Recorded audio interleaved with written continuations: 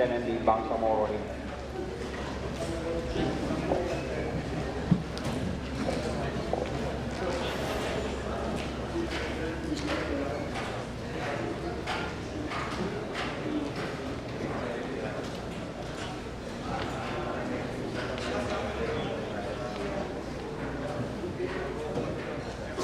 أعوذ بالله من الشيطان الرجيم. بسم الله الرحمن الرحيم.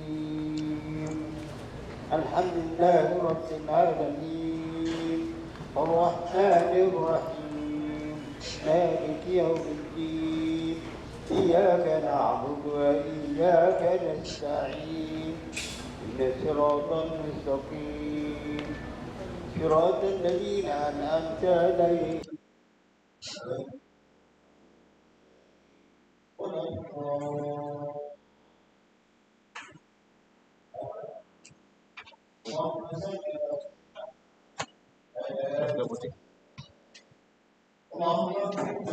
Coba ya.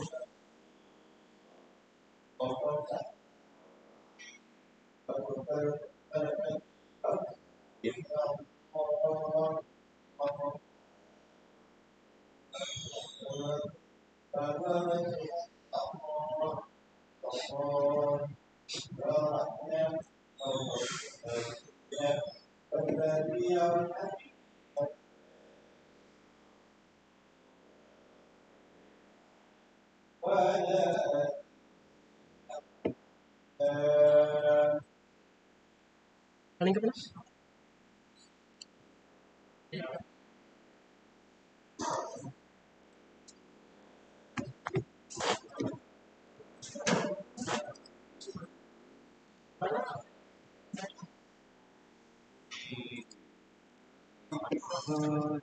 Alam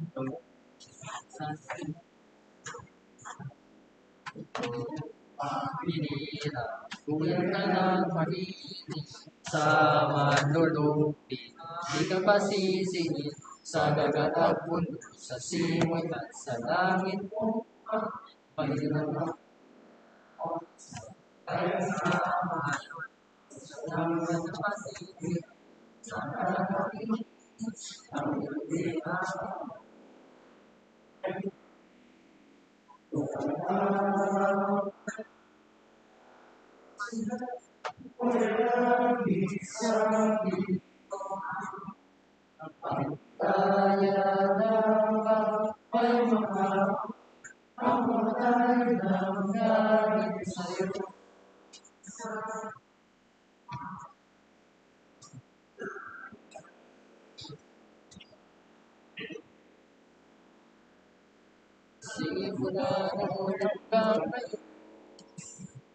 isa sa atin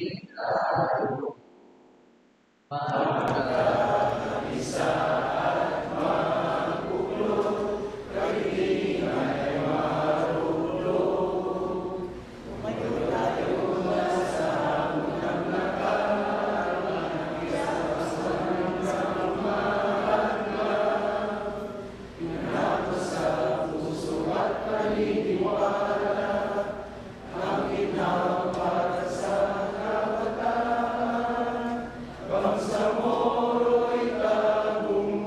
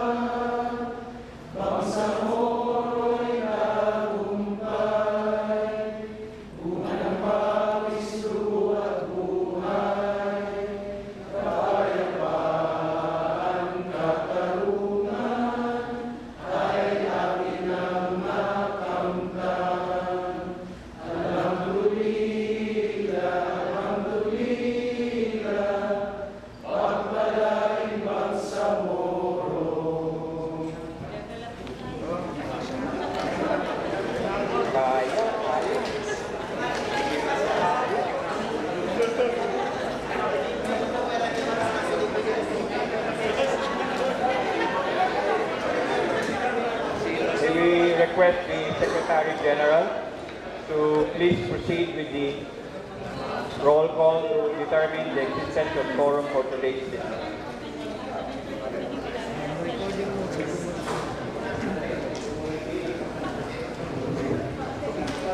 Roll call of the members of the Honorable Bangsamoro Transition Authority.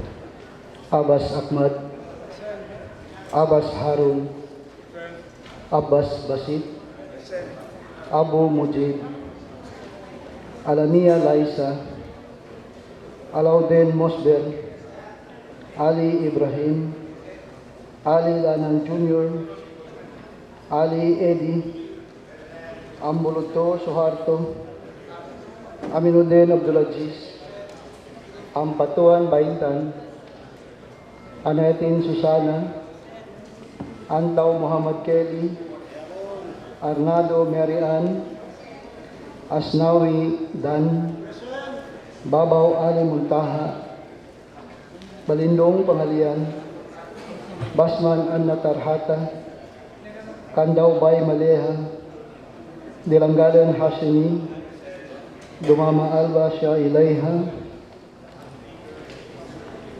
Ibrahim Ahud, Ismail Suharto, Estino Mataron, Gayak Abdova, Gera Edward, Haji Abdova Khalid, Hashim Abdova, Hasan Hatimil, Iqbal Muhagger, Ismail Rasul, Jajuri Raisa, Jakilan Muslimin, Jikiri Al-Bakil, Kahalan Ben Martin, Carol Faisal, Lim John Anthony, Long Benjamin, Long Don Mustafa, Lorena Jose, Makapaar Abdullah, Makasalong Marjani, Makatanong Amrosi, Maglangit Tarhata, Malik Hamid, Mantawel Baileng, Mastura Eshak, Matalam Jafar Apollo Mikael, Mawalil Amil Bahar, Mendoza Freudin, Mitimbang Michael, Mitimbang Tawakal, Miswari Abdul Karim, Miswari Nur Reda, Mitmug Rasol Jr., Munoz Hussein, Uranon Suwaid, Takasam Obaida, Pak Abdul Wahab, Pangandaman Nabila Margarita, Parcasio Randolph, Piang Ramon Sr., Ramos Jamila, Salindab Said, Salik Ali, Sangki Ali, Sema Omar Yasser, Sema Romeo, Sheikh Said, Silungan Aida, Sinurinding Khalil Jr., Sulaiman Ali, Tago Paisalin, Tan Nabil, Usman Azbar, Utto Basir, Uy Oyod Siti Fahani, Yaqub Muhammad.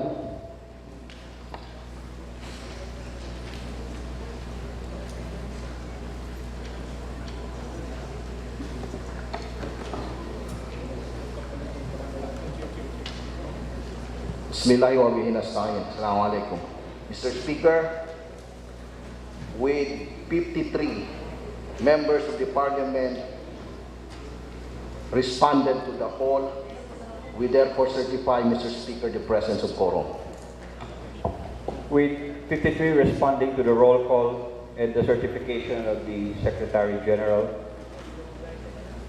we are officially on our second regular session, session number 22.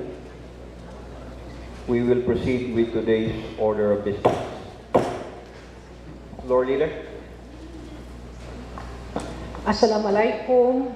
Good afternoon, fellow members of the Parliament, and my courtesies to our presiding officer for this afternoon session. I would like to congratulate everyone for a very good singing of our national anthem and the Bangsamoro hymn. So I hope we will do that more and more often. So, particularly, next time we will do that without the titles so that we will know if we are able to memorize it. So, Mr. Speaker, before we proceed with our order of business, I would like to propose a very few amendments. First, the Committee on Finance is ready with its committee report, number 13, on an act establishing a revolving loan fund. So I move that we include that on item number 8, bills on second reading, item 2. There's a motion to amend the order of business to include committee report number 13. It's been seconded. The motion is approved. May I also propose, Mr. Speaker, that we include under resolutions the proposed resolution number 41. This is filed by MP Ramos, and this will be joined in the resolution congratulating and commending Ms. Fatima Ayesa. So this will be included under item number 7, number 1. This will be consolidated, Mr. What Speaker. number? Number 7, Mr. Speaker. So this will be consolidated with proposed resolution number 236, which talks about the same subject. Is there additional resolution filed? Yes, Mr. Speaker. This is filed by MP Ramos, but tackling the same subject matter. So we propose that we consolidate that. I don't have a copy of the proposed resolution.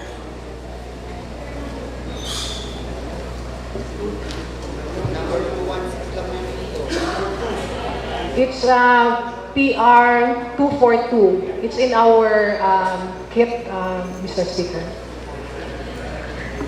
This was just filed today, but since it covers the same subject matter, so we will just consolidate it since it is already in the order of business. DR number 242. May I request a copy of this proposed resolution from the Secretariat?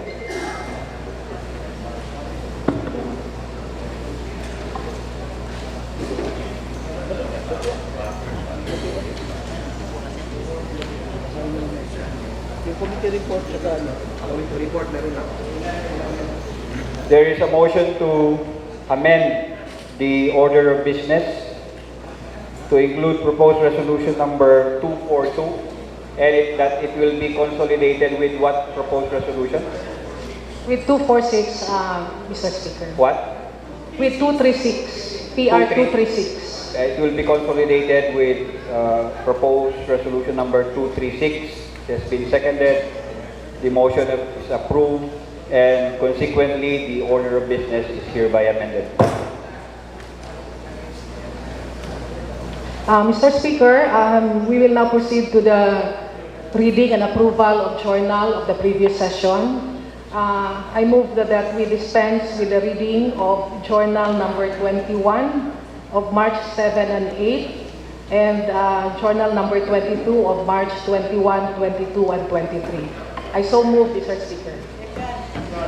21 and 20, March 21 and 22 does not include March 23.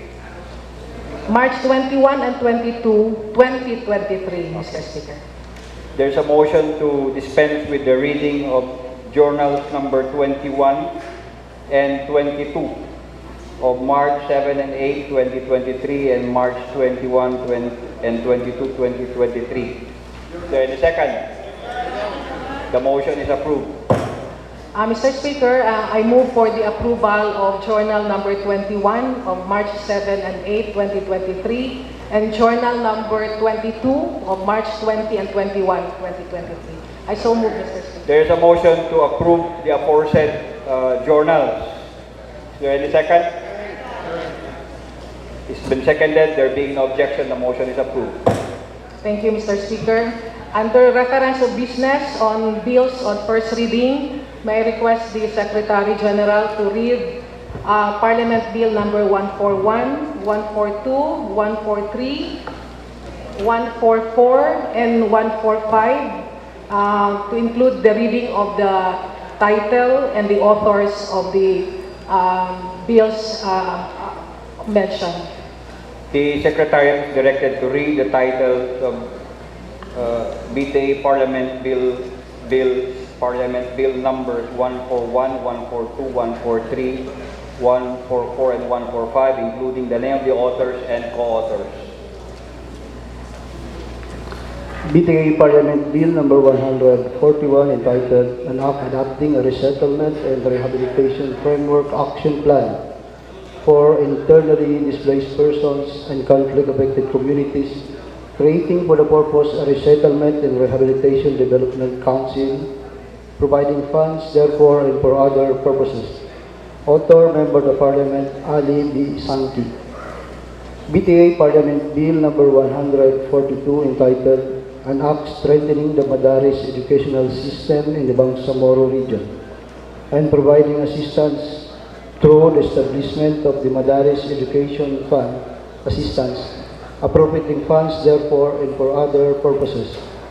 Authors, Members of Parliament, Jafar Apollo Mikhail Matalam, Rasul Ismail, and Eddie Ali. Co-authors, Members of Parliament, Michael Mitimbang, Ben Martin Kahalan, Suharto Ambuludto, Susana Nayatin, Abdulaziz Aminuddin, Abdullah Makapar, Jamila Ramos, Ahmad Abbas, Hasime Dilanggalan, Muhammad Kaini Antaw, Tawakal Mitimbang, Ali Isangki, Ali Muntaha Babaw, Amrosi Makatanong, and Basit Abbas. BTA Parliament Bill number 143 entitled An Act Institutionalizing Support to the Welfare and Care for Orphans by establishing Bangsamoro orphanages in the region and providing funds thereof.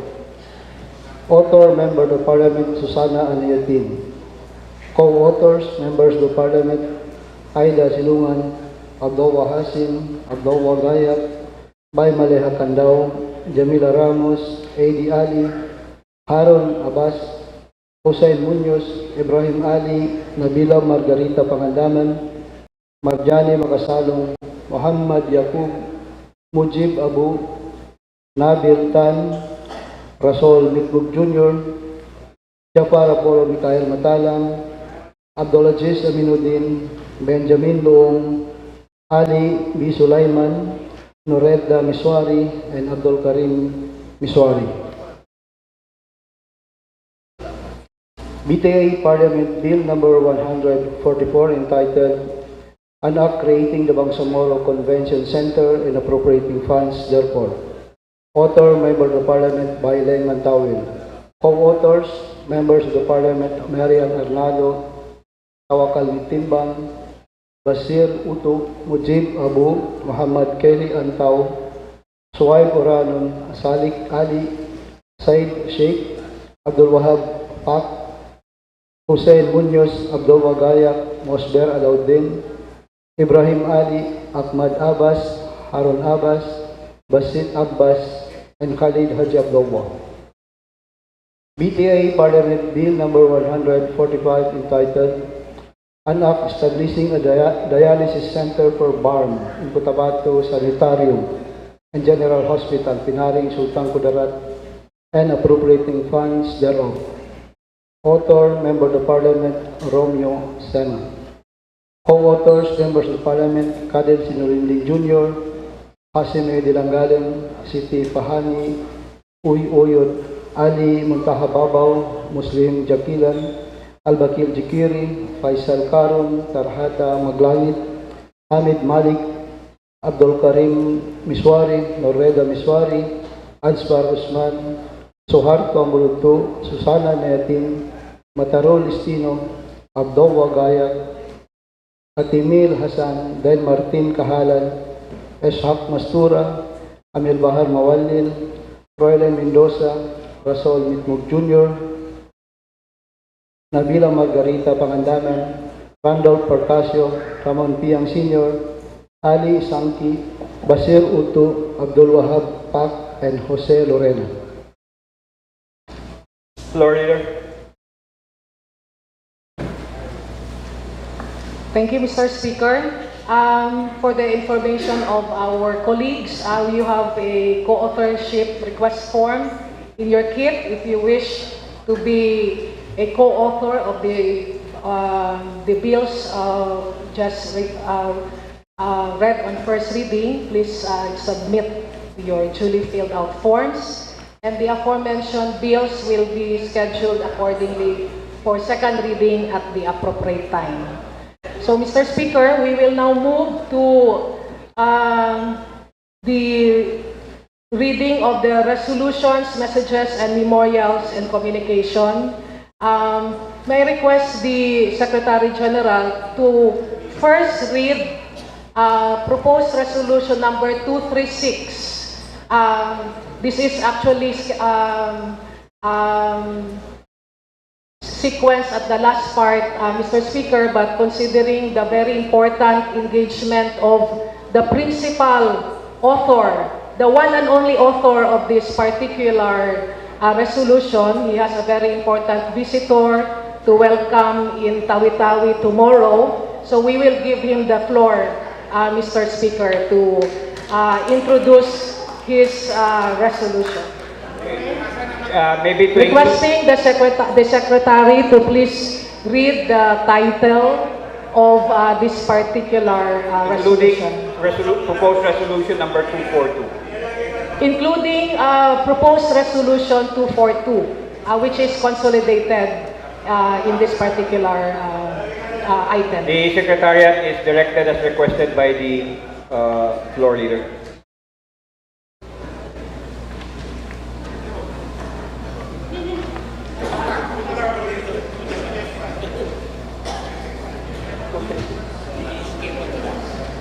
Proposed resolution number 236 entitled, A Resolution Congratulating and Commending Ms. Fatima Ayesa Jowak Amirul, a Tawi-Tawi native, for bagging a gold medal in women's soft tennis competition during the recently concluded 32nd Southeast Asian Games held from May 5 to 16, 2023 in Phnom Penh, Cambodia. Author, Member of the Parliament, John Anthony Lim. Proposed resolution number 242 entitled Resolution Congratulating and Commending Fatima Aisha Jawak Amirul and her team for winning gold medal for soft tennis event in the 32nd Southeast Asian SEA Games held at Phnom Penh, Cambodia, and for giving pride and honor to the Bangsamoro people. Principal author, Member of the Parliament, Jamila Disimban Ramos. Co-authors, Members of the Parliament, Michael Mitimbang, Said Sheikh, Ali Sangki, Mujib Abu, Susana Anayatin, and Randolph Percasio. Mr. Speaker, may I request that we recognize the Honorable MP John Anthony L. Lim. The gentleman from Tawi-Tawi is recognized. Thank you, Mr. Speaker, colleagues in the Bangsamoro Transition Authority. Bismillahirrahmanirrahim. Assalamualaikum warahmatullahi ta'ala wabarakatuh. First of all, I'm not the one and only proponent of this resolution. This resolution is also being principally authored by the pride of the island provinces, namely MP Amir Mawadil, Deputy Speaker Nabil Tan, Deputy Speaker Benjamin Loong, and of course our senior... May I cut you over there, MP Lim? I think the floor leader should move first, whether or not we treat this as simple resolution or otherwise. that. I yield, Mr. Speaker. Mr. Speaker, I move that we treat this as a simple resolution. There is a Thank you. motion to treat proposed resolution number 236 and 242 as simple resolution. It's been seconded. There being no objection, the motion is approved. Thank you, Mr. Speaker. May I now to continue? And also our beloved Minister of Transportation, Paisalin Tago, and our senior MP, the pride of Sulu, Attorney Che Lorena, and many others, including the authors of the second resolution, which reflect the same tenor as the one we are now proposing to submit in the Parliament. Second, I'd like to express my happiness.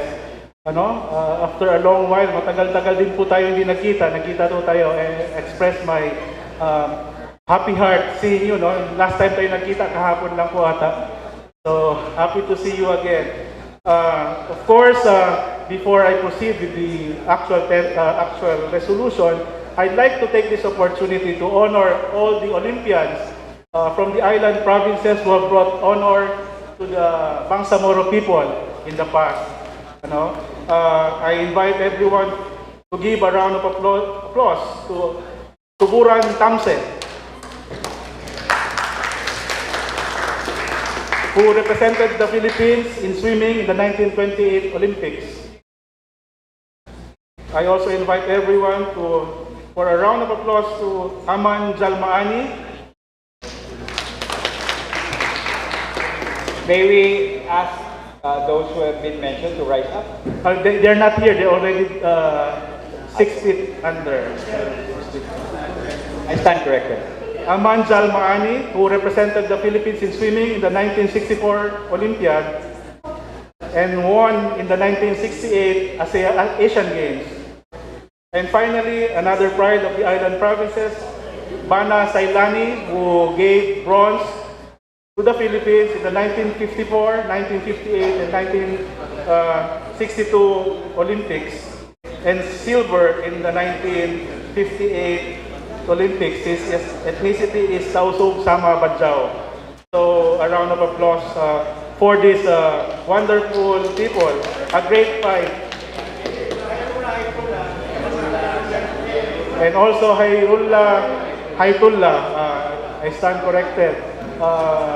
Secretary, kindly put it to that record. Okay. Thank you, Minister. So, the subject of our resolution today is a young girl by the name of Fatima Ayesha Duak Amirul.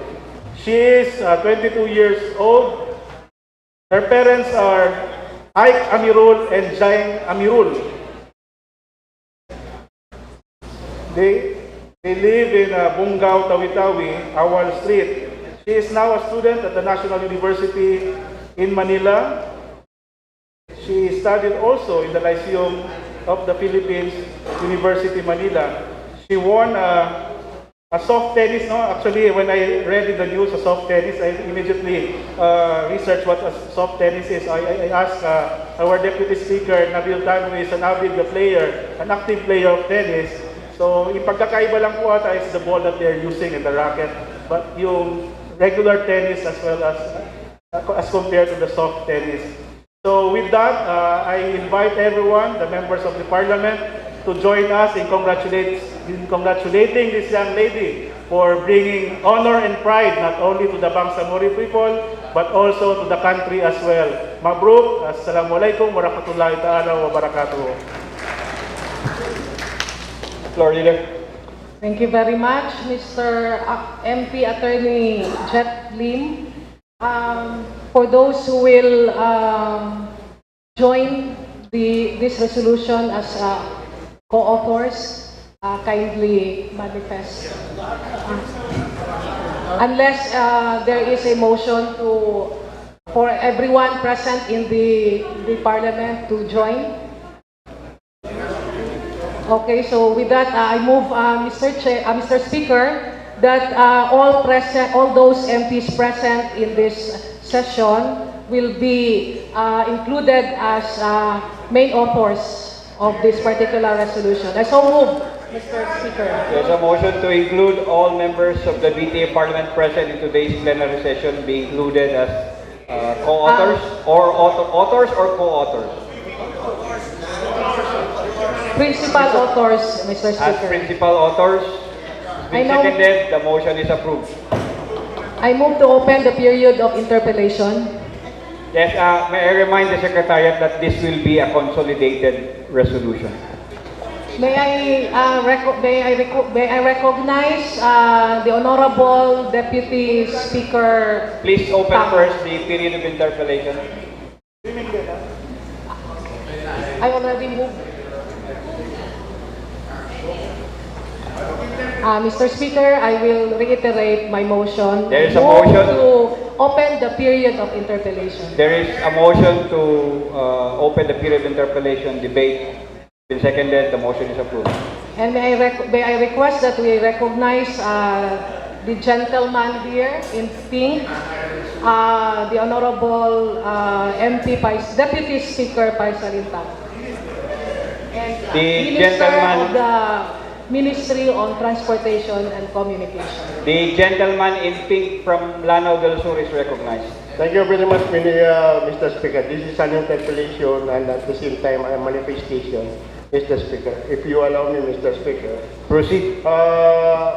This resolution, although I am one of the principal author of this resolution speaks of commendation. Maliban sa commendation, bibigay natin sa mga mga atleta natin na lumalahok sa ibang bansa at pati dito sa nasyonal na nanalo. Ano ang pwedeng ibigay sa ating mga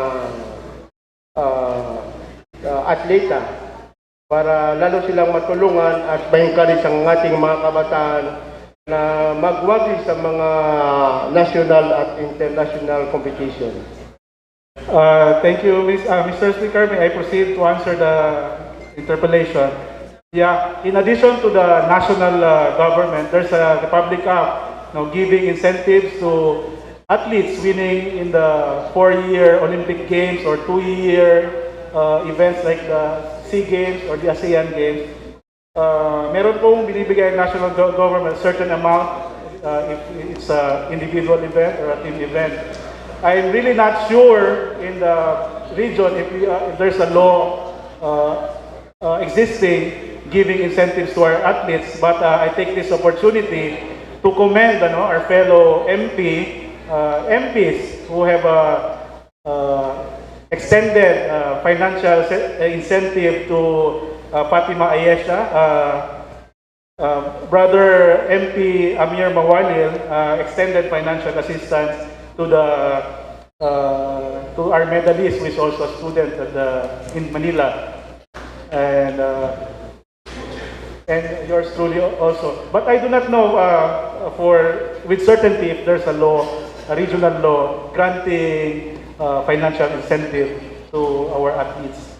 I ask that, Mr. Speaker, because in the national level, as stated by our principal sponsor, there is a program, and as a matter of fact, there is a Republic Act for that purpose. Dapat dito rin sa atin, ang Philippine Sports Commission, in the BARM, may program ang ganyan. Kasi hindi lang sa financial assistance, maski dito sa mga university, pag university player ka, mayroon kang scholarship grant.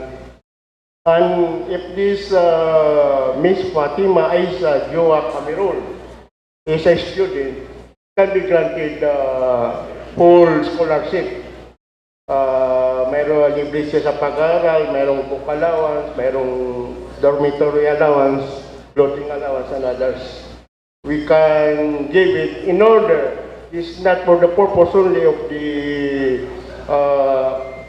our community, but for the purpose of encouraging our youth, incoming youth, to engage, lumawak sila sa national and international competition and be competitive and win in that competition. So that is my suggestion, Mr. Speaker, that if ever be, kasi mayroon naman tayong mga scholarship grant. Mayroon sa MBHT, mayroon sa MOST, another institution in our in the bar, we can give in automatic scholarship grant. Pwede natin gawin, not necessarily a law for that purpose kasi tatagal pa yun, but pwede natin siyang bigyan ng scholarship grant for that purpose, Mr. Speaker. Mr. Speaker, with your permission, maybe it's about time, no? The suggestion of our good Minister of Transportation is good and timely. Maybe it's about time we institutionalize our help to our athletes, no? Whether in terms of educational assistance, financial assistance. The point being, as stated by our good minister, it has to be in the system of the Bangsamoro already, and not only every piecemeal, no? Gawin nating system. So, yes, we will support that, and after this session, we will be coordinating with other ministries as to what other benefits or incentives or assistance we can give our athlete, our medalist, Fatima Ayesha Joak Amirul. Thank you, Mr. Thank you very much. It is my manifestation, Mr. Speaker, that for several years, the last time that we won in the Southeast Asian Games in 1983, and as I corrected the principal sponsor, it was Airola Haitola. He won the silver and the bronze medal in the swimming competition in the Southeast Asian Games. As a matter of fact, he almost won in the Asian Games, in the 1984 Asian Games, in which he represents the Philippines, and he's from Sulu and Tawi-Tawi. Another thing, Mr. Speaker, for the record, one of our best runners in the Philippines is Muna Sulaiman. Hindi pa dumarating si Lydia Dibiga, mayroon na tayo Muna Sulaiman. And she is a Muslim. And also, I think from Maguindanao yata. So, that is several years ago. So, kaya kailangan natin hikayat, encourage, motivate our athletes and our young people to give them some sort of support in order that we can produce, because there are plenty of good athletes in our midst, the Bangsamoro people that can compete internationally. So we give them full support, Mr. Speaker. And I thank the principal sponsor for including me as one of the principal sponsors of this mission. Tayo po ay dapat tuloy-tuloy ang suporta natin sa ating mga atleta. Assalamualaikum warahmatullahi wabarakatuh. Before that, floor leader, may I request the Secretariat to include in today's attendance those who have came in late. Those who came late. I think they will have to approach the Secretariat. Yes, floor leader, proceed. May I proceed, Mr. Speaker? May I request that we recognize the Honorable Bayintan Ampatuan. The her lady from Maguindanao, also in pink? No. In red. The lady in red from Maguindanao is recognized. Thank you, Mr. Speaker. Thank you, floor leader. Assalamualaikum. Good afternoon to everyone. I have one question and one recommendation, Mr. Speaker. My question is our awardee the first awardee who received gold medal during the Bangsamoro time? Mr. Speaker, I think we have to coordinate with our Bangsamoro Sports Commission and also coordinate with our Philippine Sports Commission so we can have a complete data on these mga informations. No? These are informations we need, no, to boost especially the unity of the Bangsamoro people. Maraming itutulong na ito, although not physical, but the other side of it, marami pong impact ito. It boosts the morale of our people. Yan lang po. I think we've been recognizing so many people as BTA, from BTA 1 to BTA 2, and we haven't cut across an awardee, medal awardee, a golden medal awardee, and this is the first time, I think so.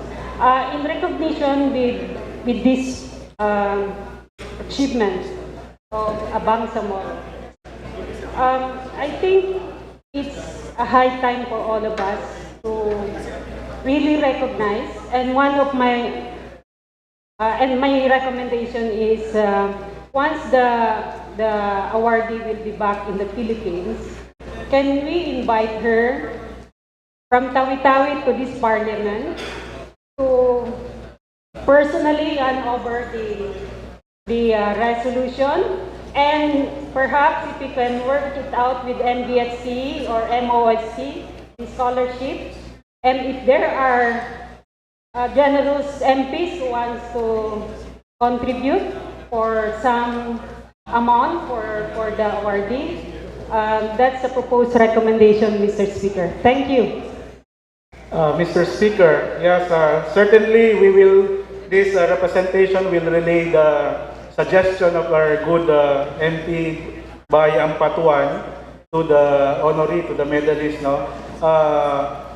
This representation also undertakes to invite the medalists to come here to Cotabato to receive personally the resolution, as well as whatever we can give. No? We will undertake to this representation undertakes to provide for the expenses for the Ms. Amirol for coming here to Cotabato. Thank you, Mr. Speaker. Yeah, nalimutan ko yung recommendation ko kasi si MP Tago, I know that he's very willing to help. Being Minister of the Ministry of Transportation and Communication, baka yung transportation charge na sa kanya. Thank you, Mr. Speaker. Pwede raw load, no? Thank you very much for that very generous proposal, and I'm sure that the main author will follow through on all of this. Mr. Speaker, there's a lot of interest here on this particular resolution. May I recognize... I think the first one was the Senior Deputy Speaker, Hatimil Hassan, who was raising his hand a while ago. In front of you, then the gentleman from Sulu, and then the other Deputy Speaker, Nabiltan. Okay. In that order. I submit to the order of our presiding chair. The Deputy Speaker, Hatimil Hassan, is recognized.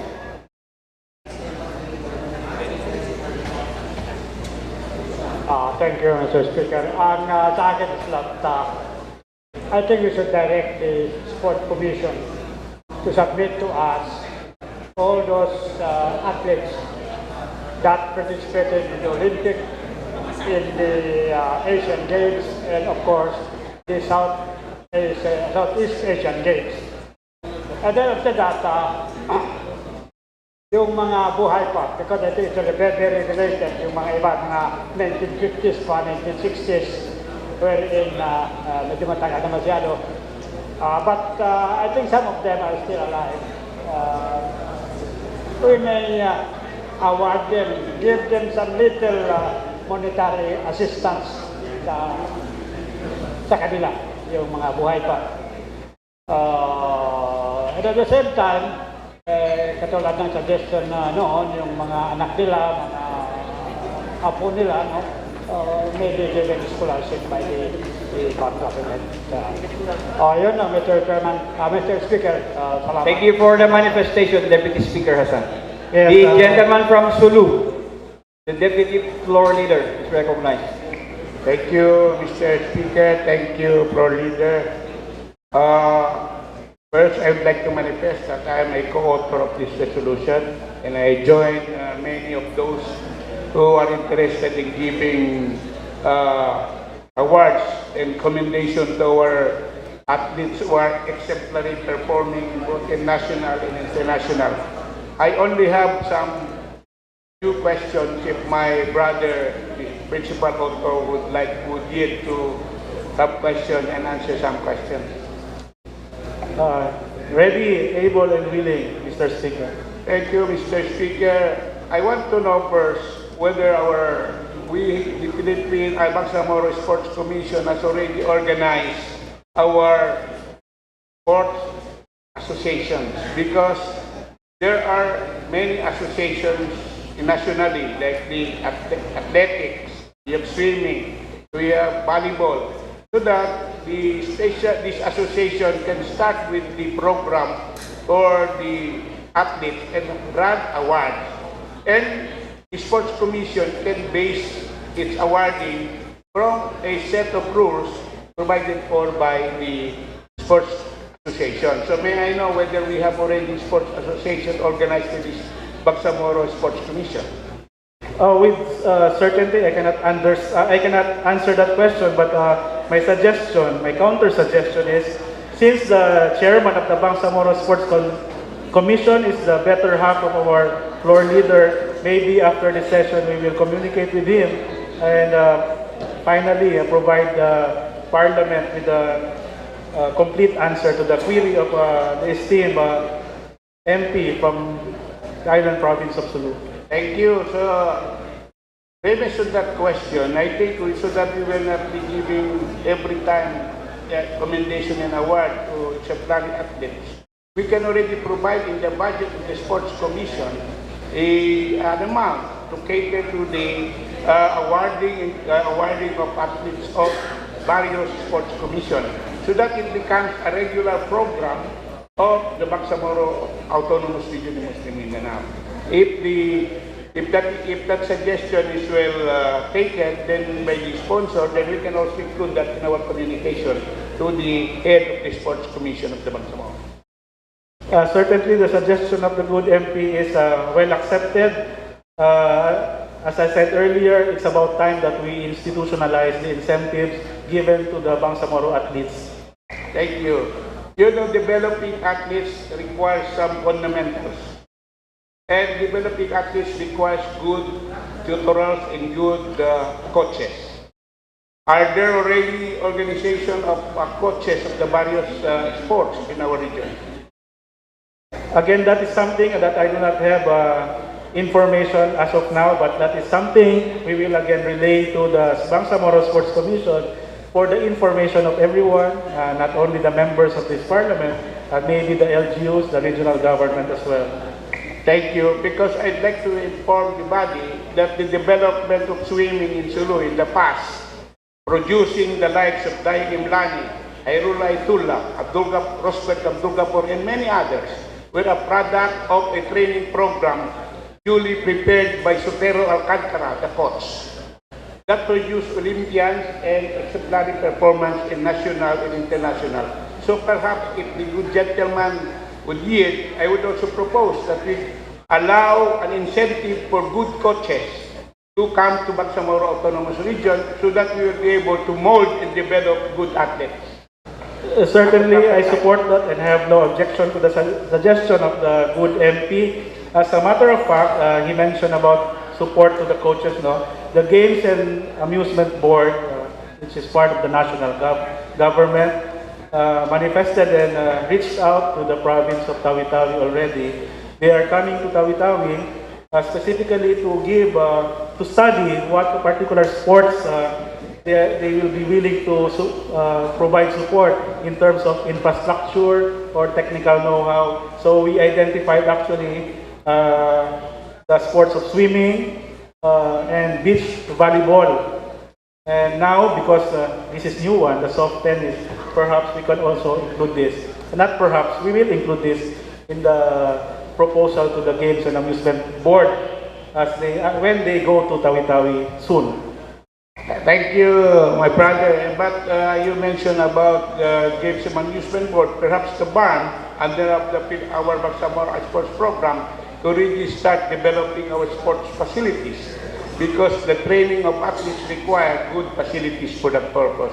And if all the members of the parliament are so desirous to have good exemplary performance for athletes, we have to think about developing our own sports facilities in the region. So that's part of my recommendation in support of the resolution, so that we will have a very comprehensive, complete program for our athletes in the Bangsamoro Autonomous Region. If that is included, then perhaps in the communication or discussion with the Sports Commission, we can include that as part of the agenda for discussion, Mr. Speaker. Yes, the recommendation suggestion is noted, and we will act on it accordingly, Mr. Speaker. On the final note, since we are providing recommendation to our winner in the Southeast Asian, there is a proposal that the Parliament gives an incentive. My brother here included in my proposal a suggestion that perhaps each member of the Parliament can convert from 5,000 to 10,000 as part of a monetary package for our athletes. Thank you, Mr. Speaker. Thank you, Mr. Speaker. The last interpellator, the gentleman from Sulu, is recognized.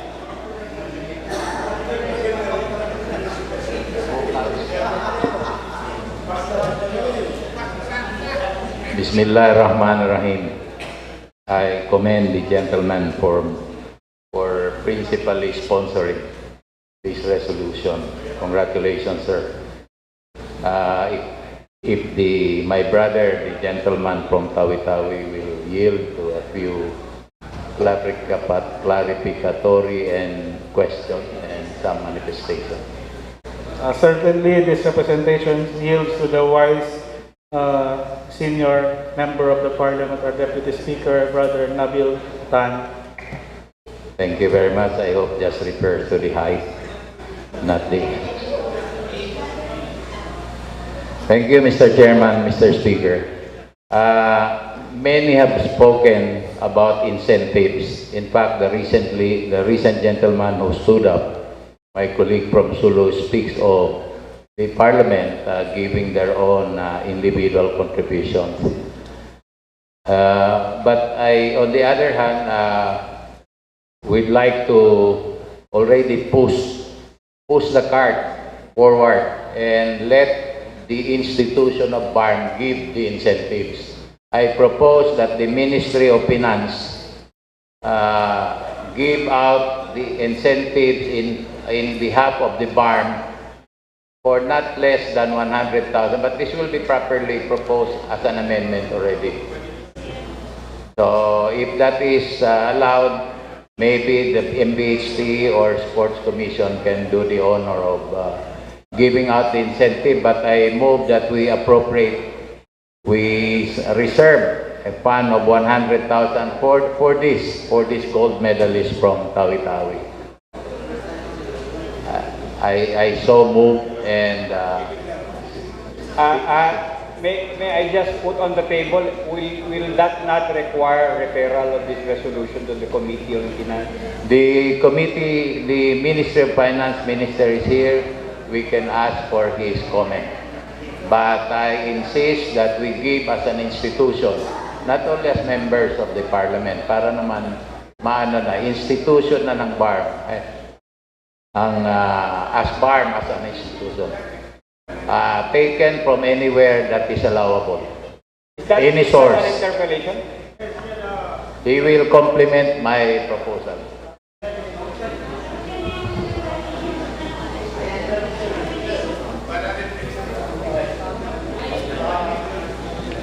Regarding the statement of our Speaker, if we refer it to the Committee on Finance, tatagal pa.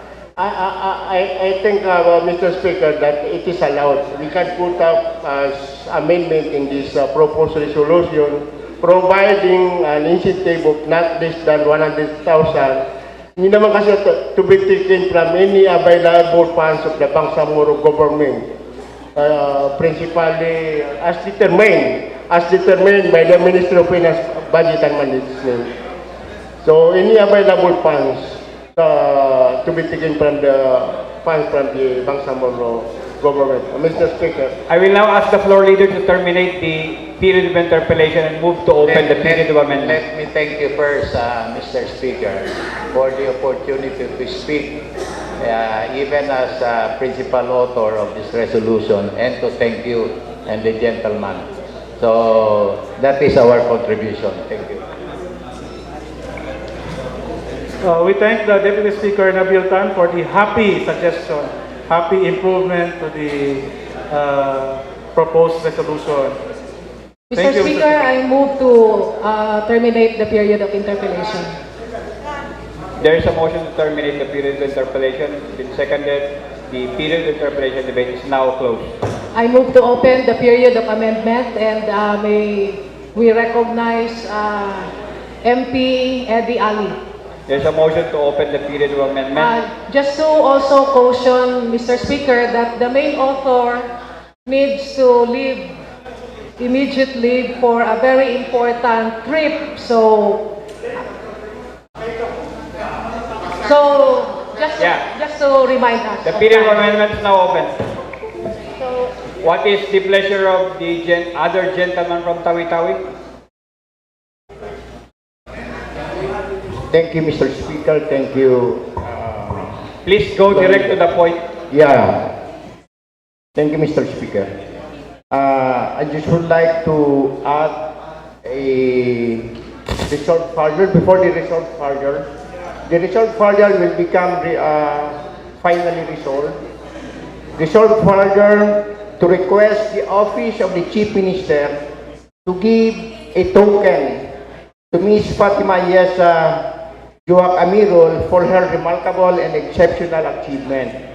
If you remember, Mr. Speaker, this representation, no, for the winners of Quran readers and recitals, I also propose for the office of the Chief Minister to give a token, no. So for this, Mr. Speaker, if the principal author allows, no, to consider this amendment, then I would like to propose for this amendment, Mr. Speaker. Mr. Speaker, the suggestion is actually similar to the other suggestions. No? We are, I think, in unison to give incentive to Fatima Ayesha. So to synthesize everything, instead of to limit it a token, why don't we just specify it as the financial incentive as proposed by Deputy Speaker Nabil Tan, not less than 100,000 pesos. So, Mr. Chair, if that amendment is okay, then subject to style, Mr. Speaker. Then the other amendment will be resolved instead of resolved further, that will be resolved finally. Well accepted, meaning to say that resolve further will be the penultimate resolution before the final resolution. Thank you, Mr. Speaker. Thank you. Secretary, please take note of the proposed amendment. Mr. Speaker, may we request the principal author to clarify the amendment under that I think it will be the proponent who will clarify the amendment. There is a counter amendment already, Mr. Speaker.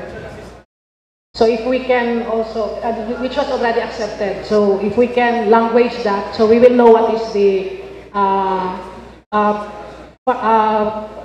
formulation for the particular amendment.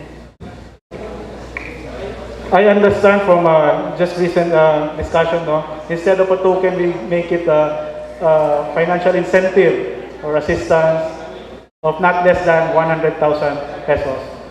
Okay. Secretary, please take note. The Honorable MP Kyle is The recognized. gentleman from Lanao del Sur is recognized. The gentleman in maroon from Lanao del Sur is recognized. Assalamualaikum warahmatullahi ta'ala wabarakatuh.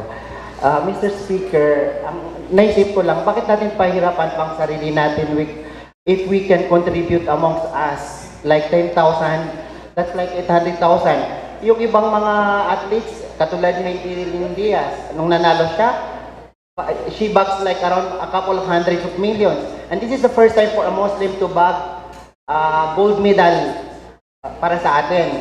What is 10,000 kung bawat isa sa atin? 800,000 is a major amount. I agree with the... Mr. Speaker, I move to suspend. I agree with my seatmate Kyle, no? The Motion to suspend is approved. yeah. Of the record, no? This incentive is incentive given as an institution by the Bangsamoro Transition Authority.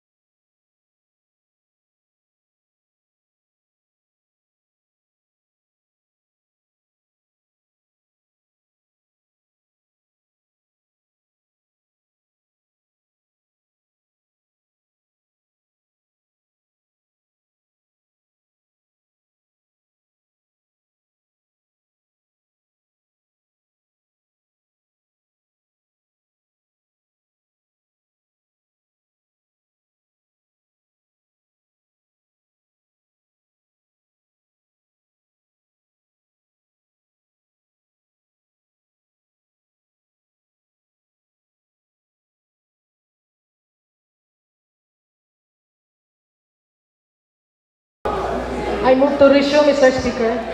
Session is resumed. I move to that we recognize Deputy Speaker Tago, Mr. Speaker. The gentleman from Lanao del Sur is recognized. Thank you very much, Mr. Speaker. Isa namin mainly for the last paragraph, which is resource pardon. It's namin main resource pardon that financial assistance or financial incentive be given to Miss Fatima Aisa Joa Camerol for her for winning the gold medal. For winning the gold medal in the last Southeast Asian Games as token of appropriation,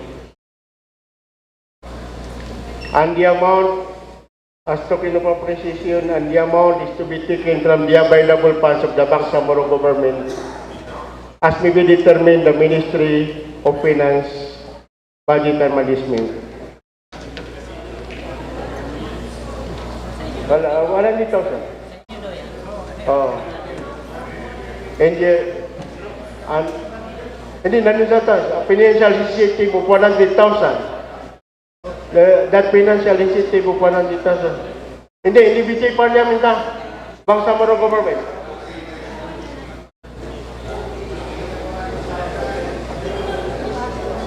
As maybe,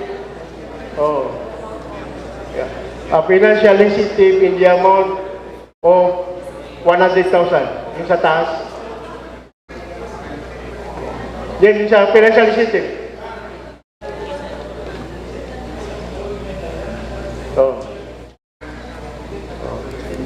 The idea, Mr. Speaker, is when mentioned by MP Abdullah, when IG Diaz won the gold medal, he was given by the Senate and the Congress a 5 million award for that feat that she got. And actually, that 100 million amount that is the cap. With your respect, that is the minimum. It depends on our Ministry of Finance and Budget if there is available fund. Kaya, Mr. Speaker, nilagay ko dyan, available fund of the Bangsamoro government as may be, or subject to the determination of the Ministry of Finance, Budget and Management. Yun is subject to style na. Does the proponent of the resolution accept? I accept, Mr. Speaker, but I just for typographical, in the resolve paragraph, we remove already the word ongoing, just to make the resolution timely, or time consistent. And in the paragraph resolved, furthermore, to be consistent with the paragraph preceding it, we make it in the amount not less than 100,000. Just to be consistent. Not less than 100,000. And then instead of mentioning last SEA Games, we directly state 32nd SEA Games. Okay. But I specific. To be specific. Certainly, that amendment is welcome. In fact, if there's an increase, that's most welcome. Thank you, Mr. Speaker. Last manifestation, Mr. Speaker. That is not an amendment. This is not an amendment. It's a manifestation. Earlier, I was challenged by MP Baintan as Ministry of Transportation and Communication to give transportation, not transportation, but transportation expense to the awardee who is coming to Cotabato City. And I accept the challenge of we will provide, of course, we will provide the transportation expense in coming to Cotabato City. Only the expense, not the transportation. Not the transportation, the expense only, Mr. Speaker. That is the manifestation. Thank you very much, Mr. Speaker. Coming, back and forth. Secretariat, please take note of the amendment as accepted, and we take note of the manifestation of the Minister and Deputy Speaker. The manifestation is well noted. As I mentioned earlier, I undertook to give the transportation expenses, but since there's a manifestation, I think that relieves me of my obligation. You should ask him if That is in addition, Mr. in- Speaker, that is in addition to what the main sponsor has already committed in her generous heart. You should ask him whether or not the transportation expense is only one way. Okay, maybe we can leave the details already to the Probably main sponsor and the probably the proponent of the resolution will only shoulder the cost of accommodation of the for the final amendment. MP Bayentan is already recognized. The lady from Earlier. Pagitanan recognized. Thank you, Mr. Speaker, and I thank MP Diaz Paisalintago for accepting my challenge. That challenge is not only good for the awardee, but including the family. They are equally proud of the achievement of their daughter. So, mag-usap na lang po kayo ni MP Jerlyn dun sa expenses. But With that, my proposed amendment, Mr. Speaker, is that resolve finally, given that we've agreed already that there is already a transportation expenses to be shouldered by some MPs. So resolve finally that the awardee, Ms. Ayesha, what's the name? Jowak Amirul, being invited in the Parliament to personally receive the commendation and monetary award.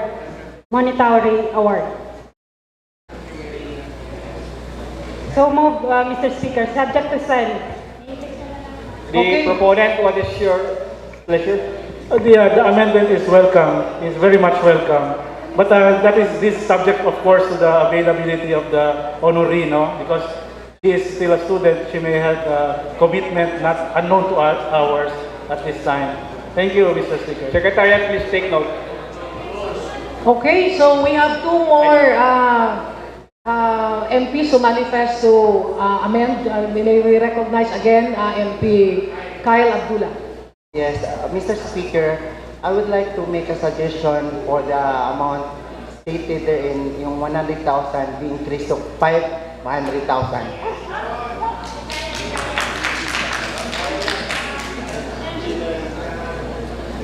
Panindigan mo talaga. That suggestion I consider as a motion. So I accept the motion to amend it to 500,000.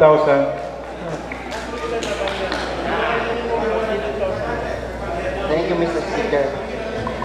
I think the formulation is clear. It's not less than 100,000. So it can go up. It will depend on the office of the Chief Minister. We should not chain the hands of the Chief Minister. Okay, so final, okay, our final proponent will be our Deputy Floor Leader. The gentleman from Sulu is recognized. Thank you, Mr. Speaker. Brief amendment to the already provided. Where it is true that we do not toss the hand of the Chief Minister, considering the position of the farm, and this will be our first time to grant a monetary consideration, may I propose an amendment to the already drafted amendment? Instead of less than 100,000, it should be not less than 500,000. That's the amendment.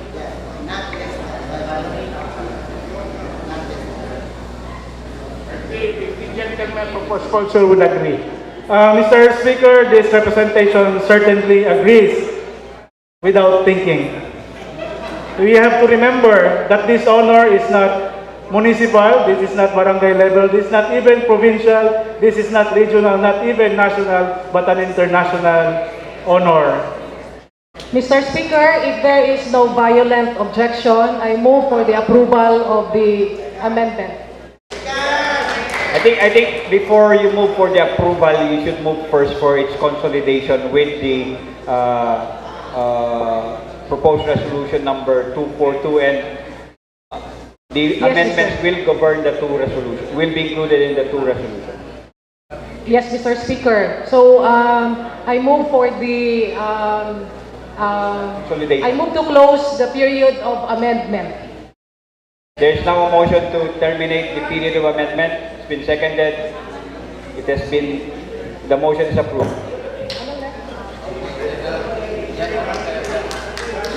Mr. Speaker, I move to consolidate resolution number 236 and 242 as amended. There is now a motion Subject to to sign. consolidate proposed resolution number 236 and 242 as amended. It's been seconded. The motion is approved. Mr. Speaker, I move to approve resolution 242 and 236. There is now a motion to Consolidated approve proposed resolution motion. number 236 and 242. Consolidated resolutions number 236 and 242 subject to style. Been seconded. The motion is approved. Mr. Speaker, I hope that MP Jetlin will invite us all to tawi-tawi to award our very generous prize. Tawi-tawi is an open province, and therefore there's always an open invitation for everyone.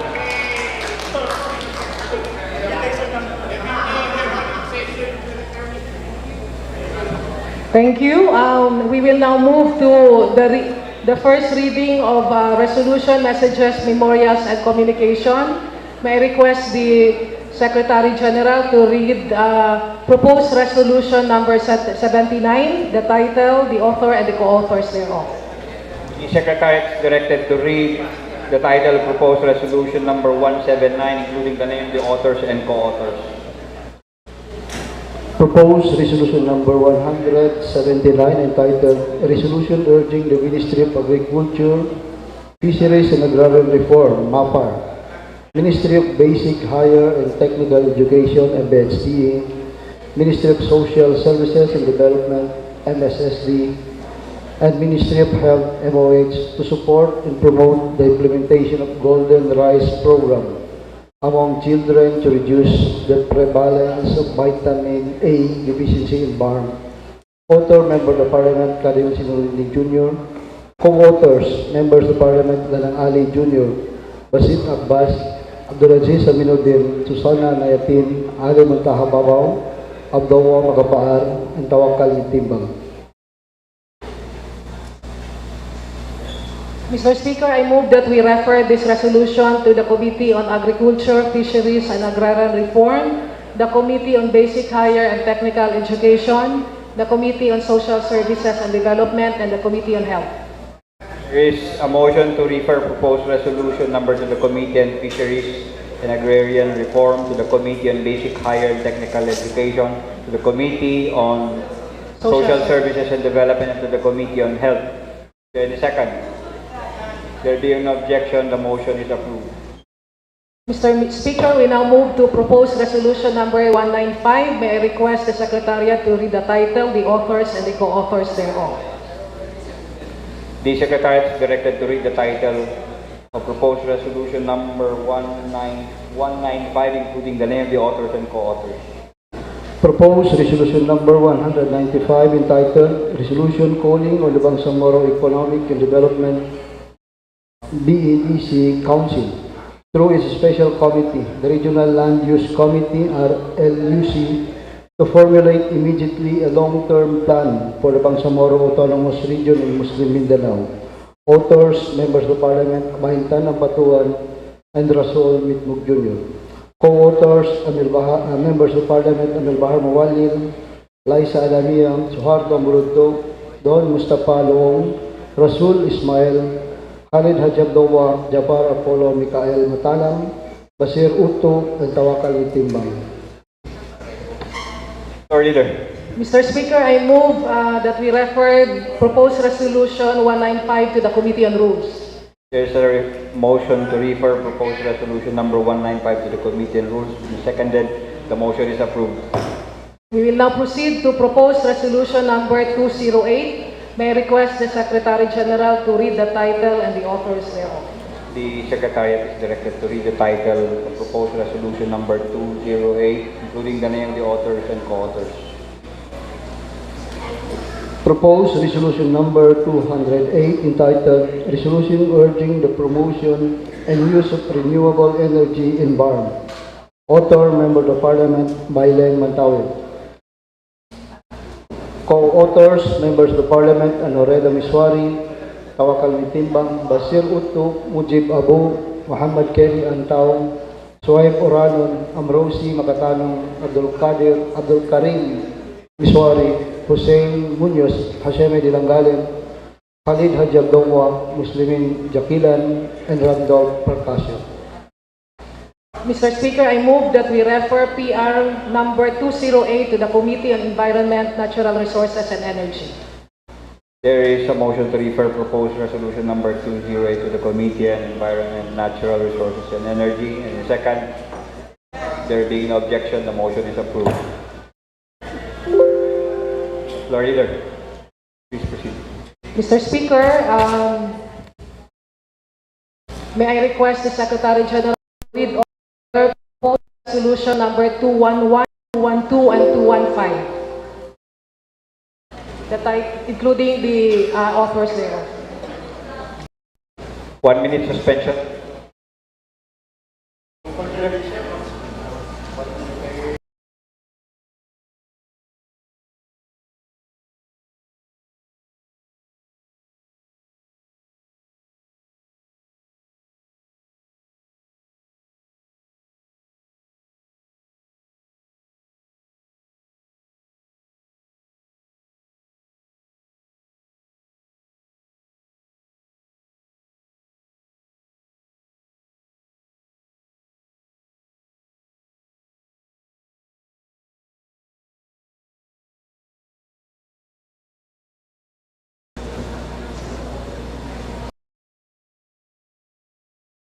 Resume.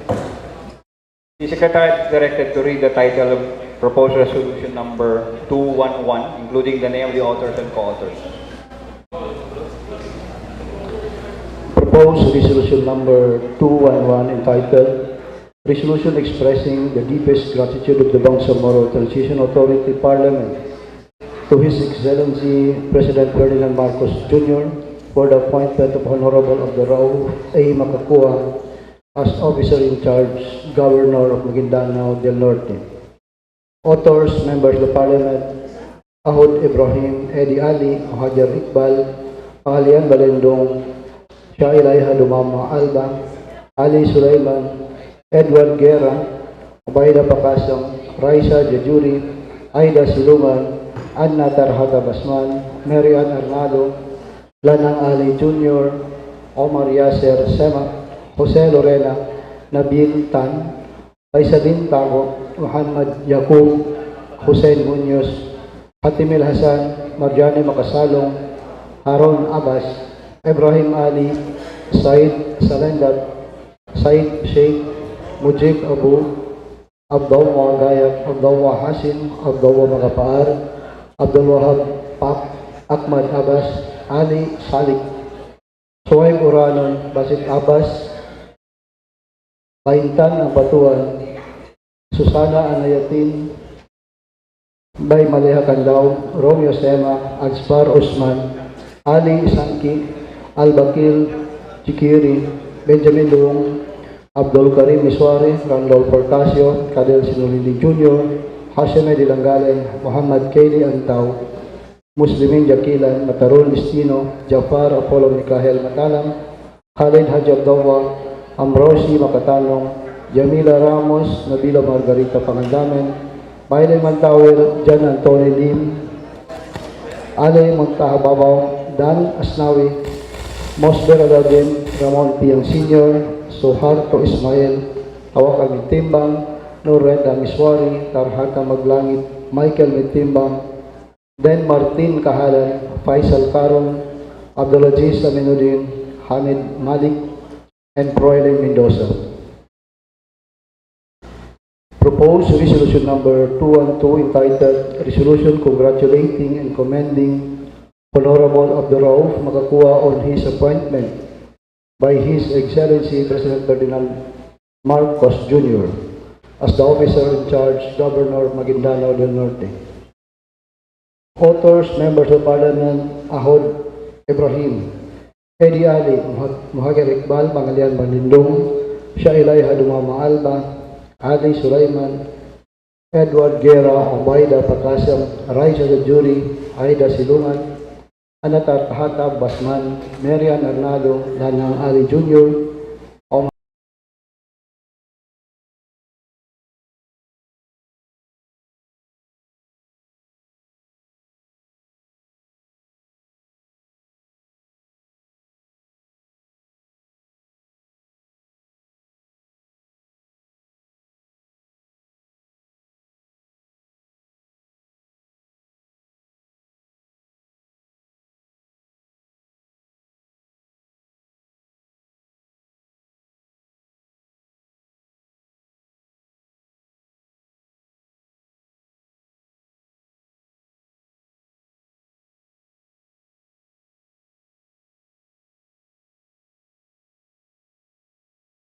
Casio, Cadel Sinulindin Jr., Hashime Dilangalen, Muhammad Kayli Antaw, Muslimin Jakilan, Matarul Istino, Jafar Apollo Mikhail Matalam, Khalid Haji Abdullah,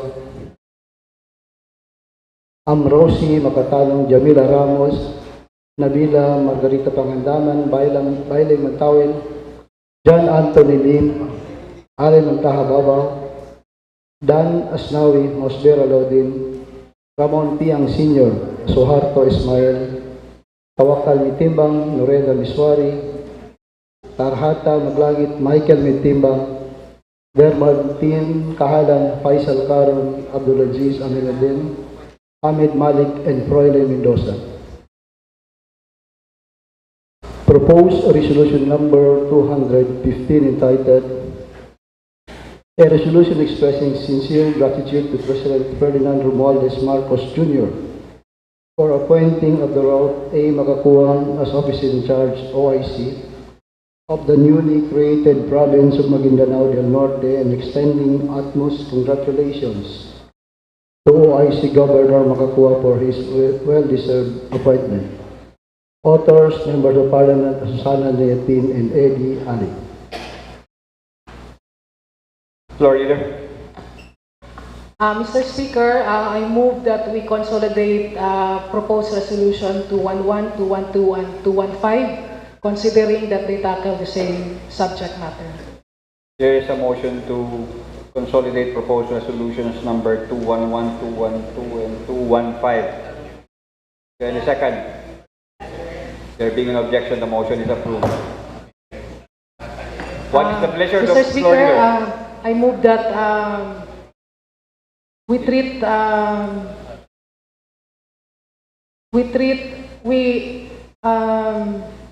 the consolidated motion as a simple resolution.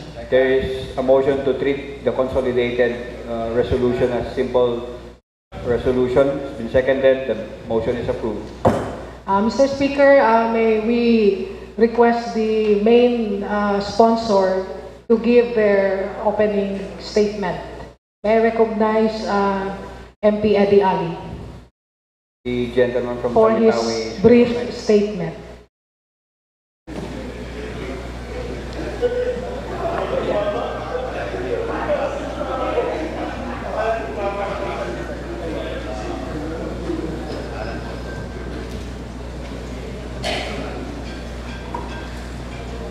Thank you, Mr. Speaker. Before the gentleman from tawi-tawi is recognized, I think we made an error in judgment here. Yung proposed resolution 212 speaks of a different subject matter. The resolution is for the appointed governor. For the appointee. 212. 1 minute suspension.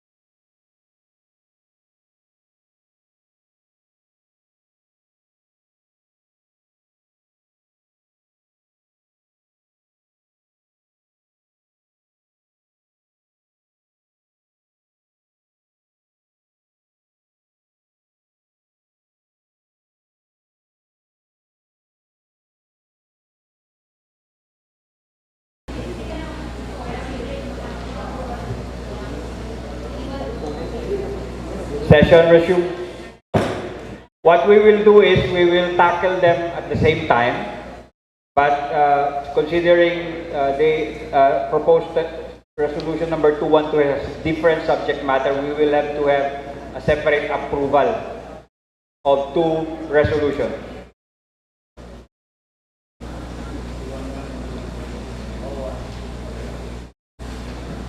The gentleman from tawi-tawi is recognized. Thank you, Mr. Speaker. Thank you, Floor Leader. Bismillahirrahmanirrahim.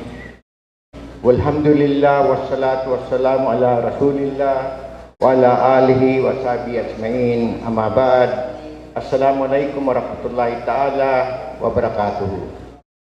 Honorable Speaker, distinguished colleagues in this august body, I rise before you today to sponsor, in behalf of my fellow authors, a resolution expressing our deepest sense of gratitude to His Excellency President Ferdinand Marcos Jr.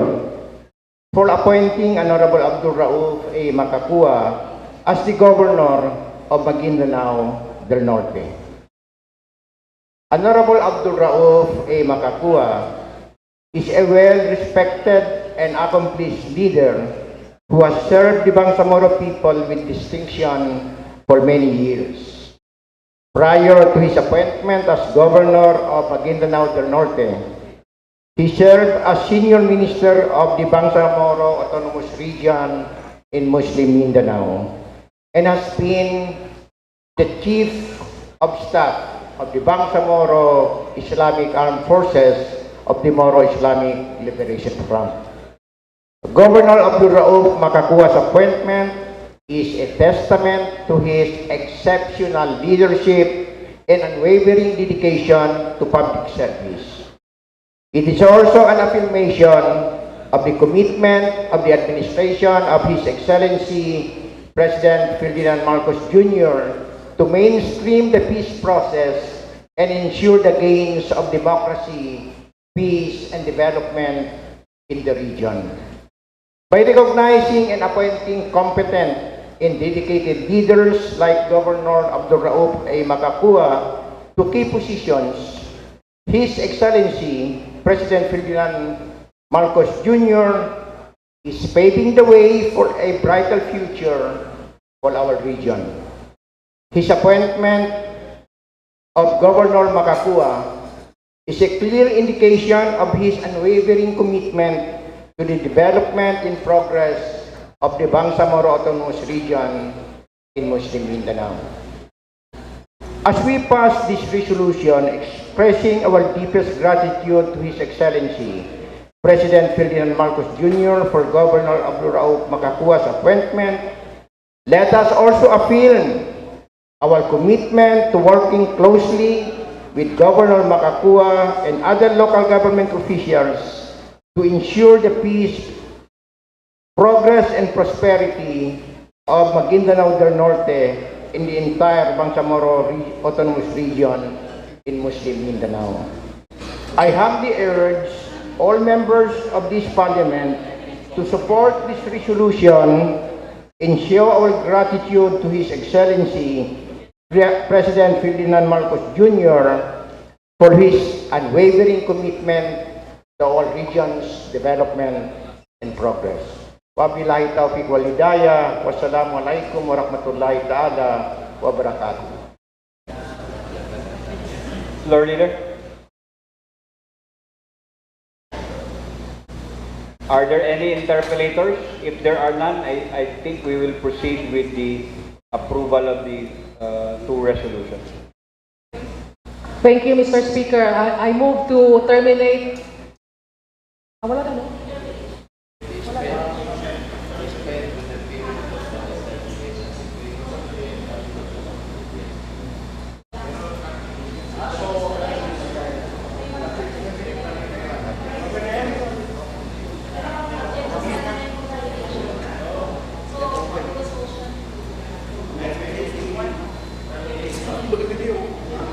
Mr. Speaker, I move for the omnibus.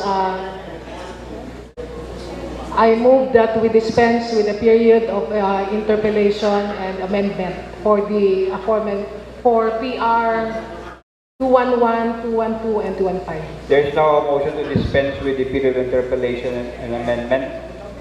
Any second? The motion is approved. So, Mr. Speaker, I move to approve the consolidated resolution 211, 212, and 215 subject to style. I think we will approve consolidated proposed resolution number 211 and 215 first. Yes, Mr. Speaker. I move that we approve PR 211 and 215 as consolidated, subject to style. There is a motion to approve the consolidated resolutions number 211 and 215 subject to style. It's been seconded. The motion is approved. Finally, I move that we approve resolution 212 subject to style. There is a motion to approve proposed resolution 212 and 215 subject to style. 212 and 215 subject to style.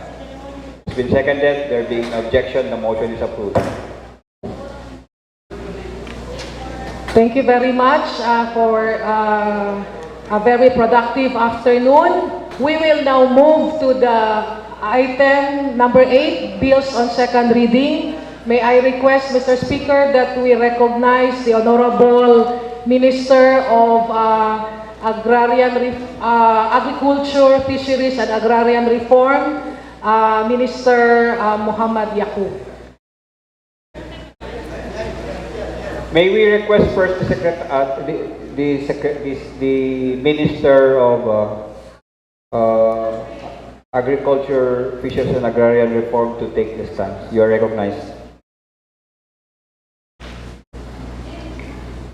Thank you very much, Mr. Speaker. Bismillahirrahmanirrahim. Alhamdulillahirabbil alamin. Wassalatu wassalamu ala Rasulillah wa ala alihi wa sahbihi ajma'in. Mr. Speaker, Deputy Speakers,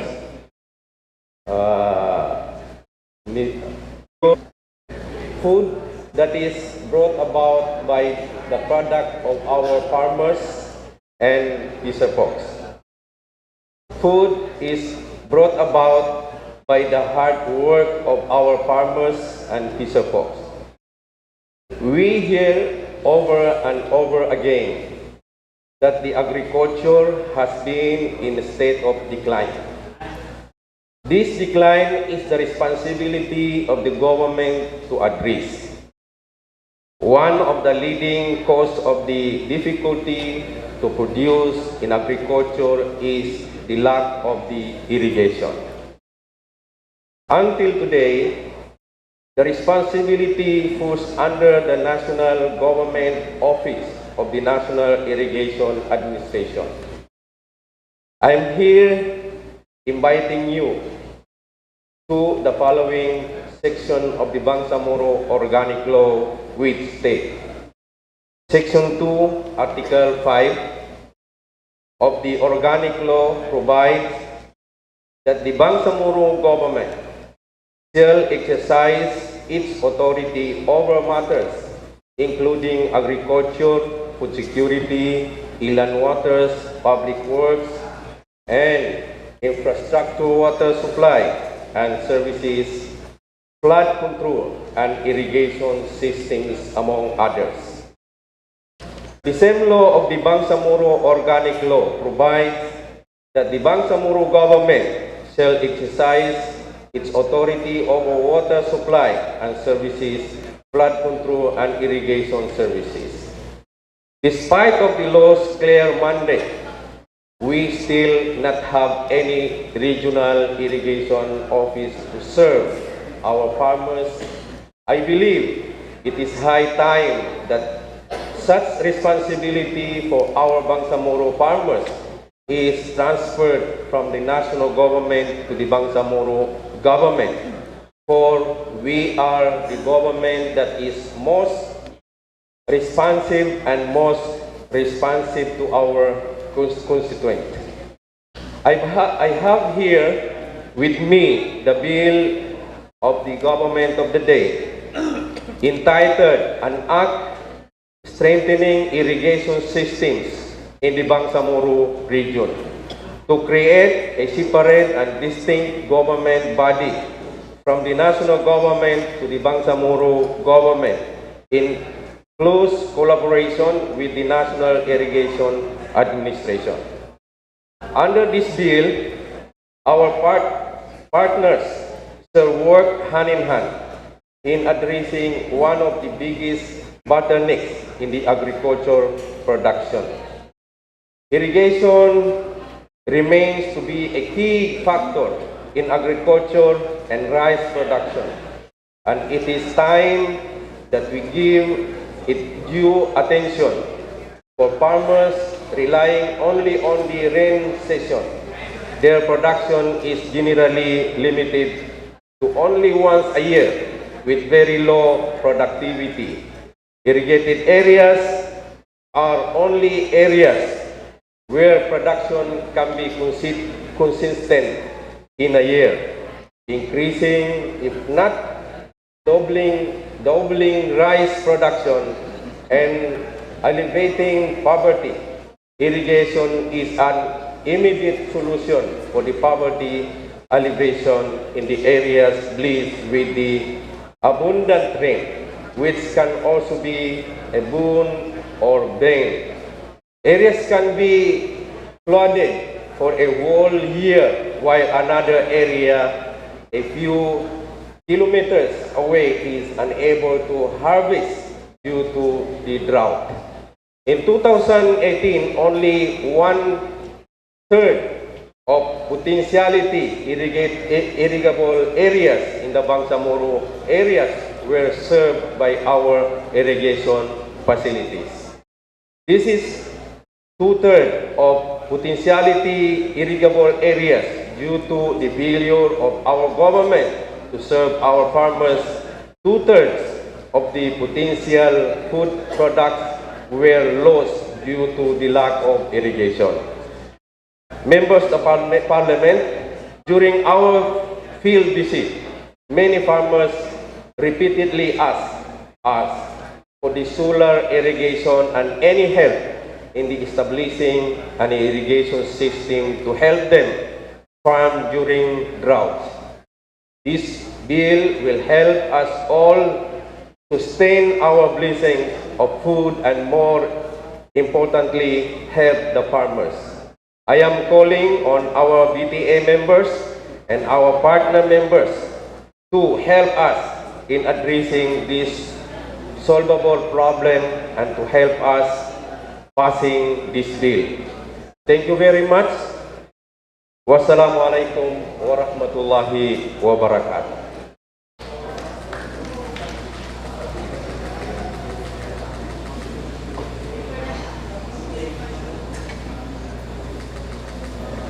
Floor Leader. Thank you very much, Mr. Speaker. I move that we refer this bill to the Committee on Agriculture, Fisheries and Agrarian Reform.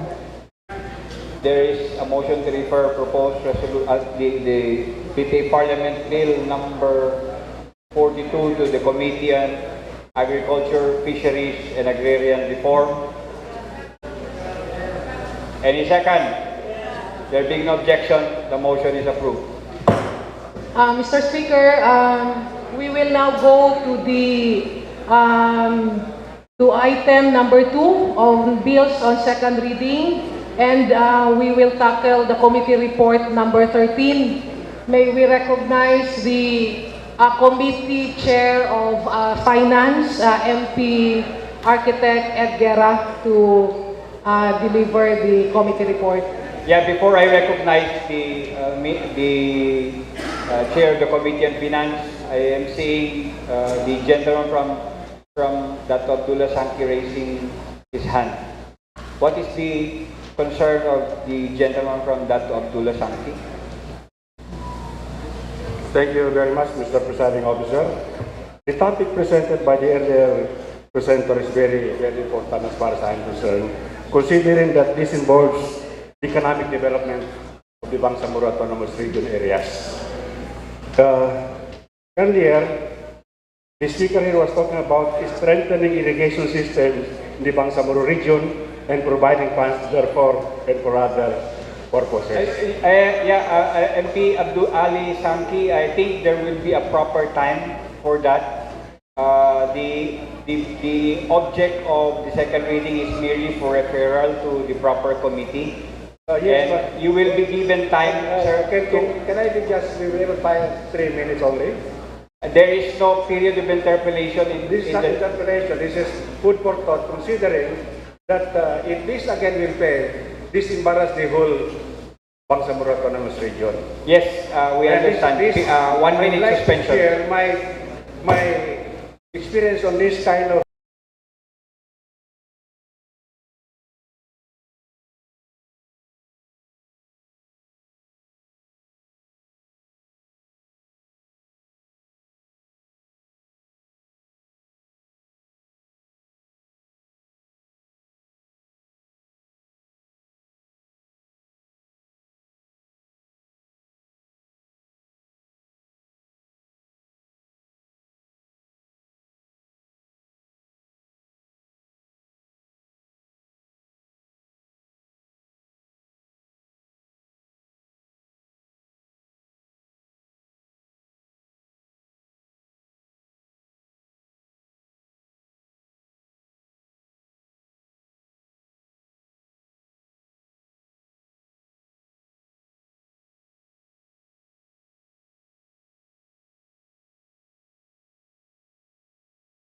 Floor, session resumed.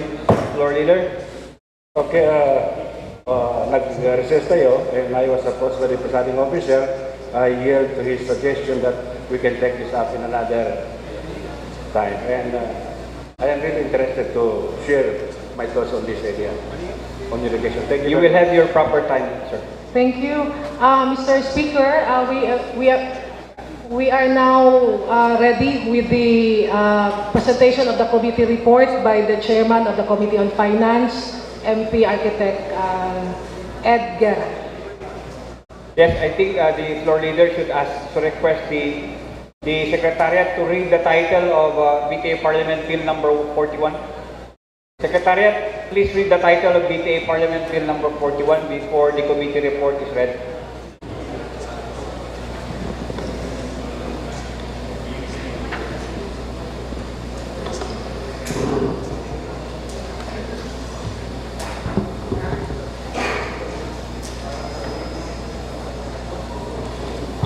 Committee Report number 13 submitted by the Committee on Finance, Budget and Management, recommending approval and amendments of Bangsamoro Transition Authority BTA Bill number 41 entitled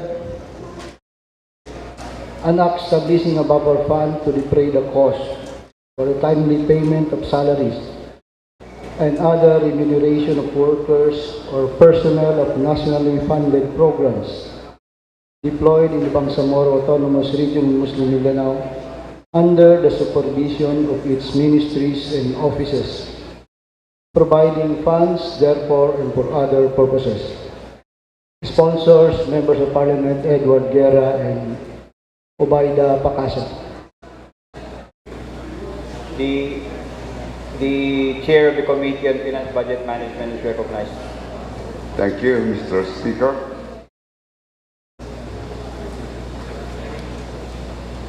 Mr. Speaker, Bismillahirrahmanirrahim. Alhamdulillah. Alhamdulillahi Rabbil Alamin. Mr. Speaker, to the members of the Parliament, Assalamu alaikum wa rahmatullahi wa barakatuh.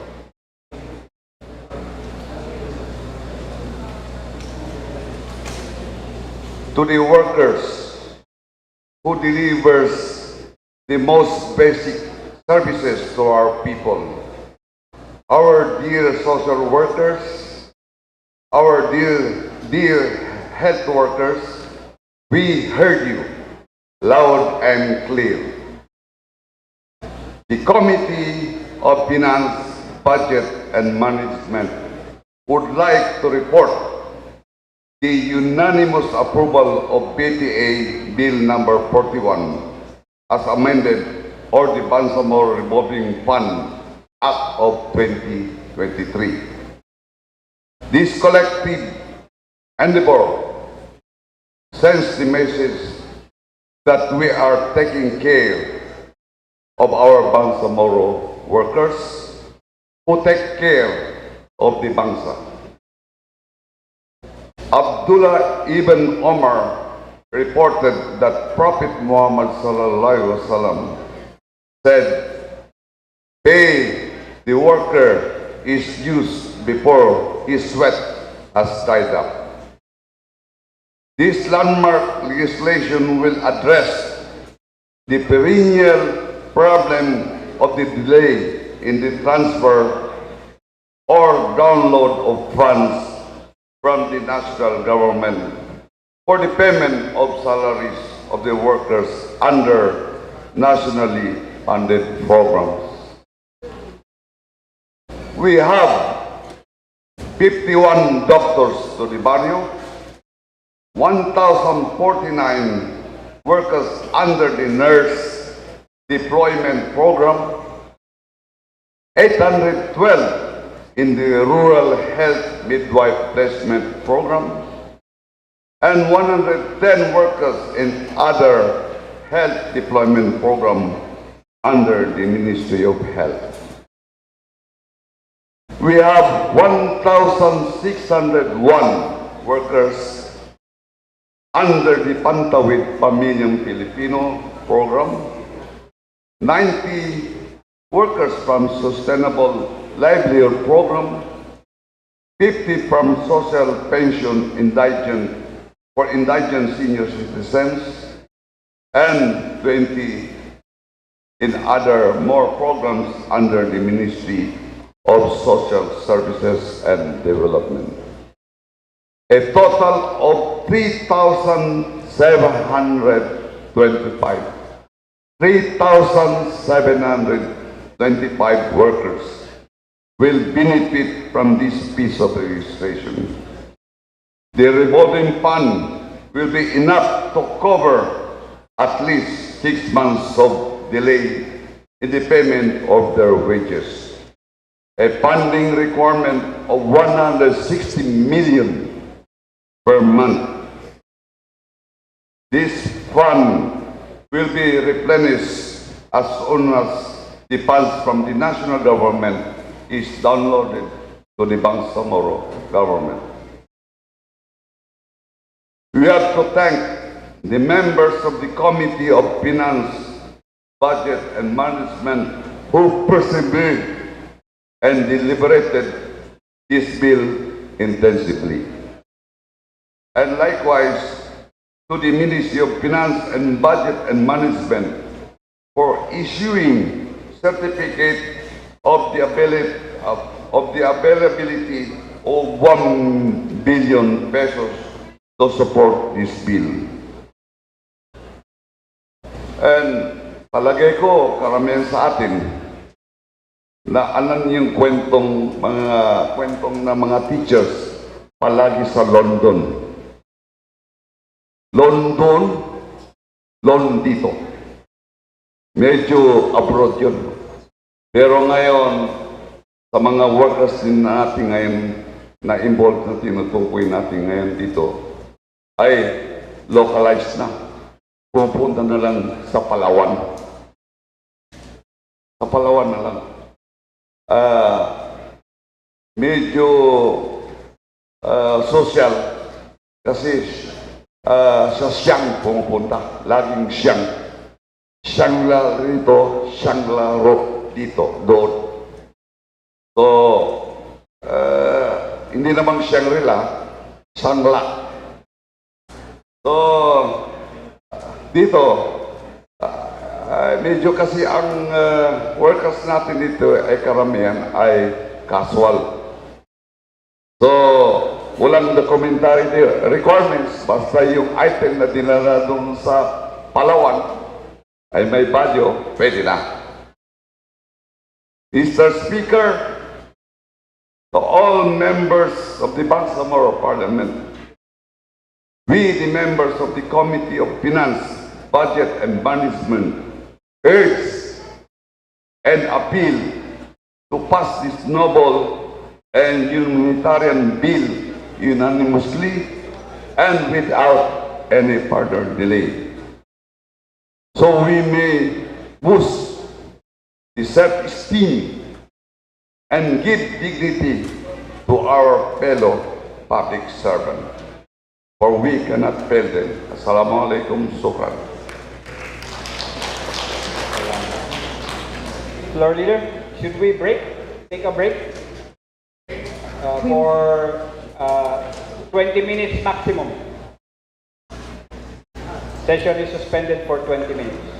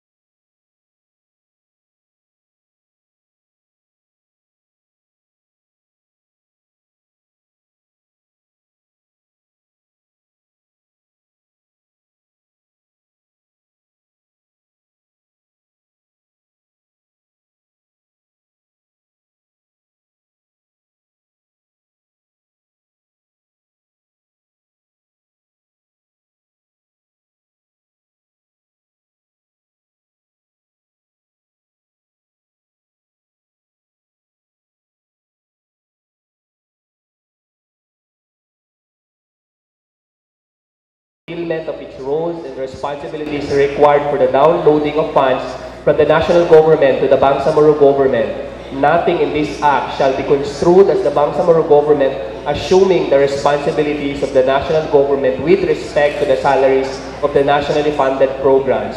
Number 6, renumber the following sections accordingly. Number 7, Section 6, dissolution or reversion of the fund is hereby amended to read as follows. Section 6, dissolution or reversion of the fund. The fund shall not be automatically dissolved upon the discontinuance of the implementation of the nationally funded programs in the farm, the appropriation thereof in the General Appropriations Act of the Bangsamoro or the GAAP, or the cessation of hiring or renewal of deployed workers and personnel. The fund shall only be dissolved and the amount reverted to the Bangsamoro Treasury when the ministries, agencies, and offices authorized to draw the funds therefrom by the MFPM has stopped submitting a request therefore for at least 2 fiscal years. Such reversion shall be reported by the MFPM to the Chief Minister in the Parliament through the Committee on Finance, Budget, and Management. Number 8, Section 7, appropriation is hereby amended to read as follows. Section 7, appropriation. The amount of 1 billion pesos revolving fund is hereby appropriated for the implementation of this act chargeable against the contingent fund. Number 9, insert a new section after Section 8, implementing rules and regulations to become Section 9 to read as follows. Section 9, report on the utilization of the fund. In the service of the oversight function of the Parliament, a report on the releases, obligations, and disbursement shall be submitted by the MFPM to the Parliament through the Speaker, either in printed form or by way of electronic documents. Number 10, renumber the succeeding sections accordingly. The BTA Bill number 41 as amended by the committee is attached to this committee report. Respectfully submitted, Chairperson, signed by the Chairperson as well as the Vice Chairpersons and the members of the Committee on Finance, Budget, and Management. Respectfully submitting Committee Report number 41, Mr. Speaker. Floor Leader. Mr. Speaker, I move that we adopt the Committee Report number 13 for further deliberation. There's a motion to adopt Committee number 13, Committee Report number 13 to adopt for further deliberation. It's been seconded. There being no objection, the motion is approved. I move to open the period of interpellation, Mr. Speaker. There's a motion to open the period of interpellation debate. It's been seconded. The motion is approved. Mr. Speaker, may we recognize the following MPs who have already signified their intention to interpellate. First will be Deputy Speaker Nabil Tan, to be followed by MP Rasul Mitmo, and MP Amir Mawalil and MP Babaw. Thank you, Mr. Speaker. The gentleman from Tawi-Tawi is recognized. No, from Sulu. From Sulu is recognized.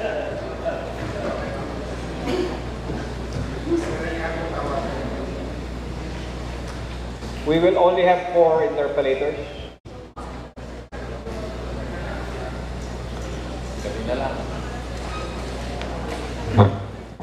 Thank you, Majority Leader, Mr. Speaker.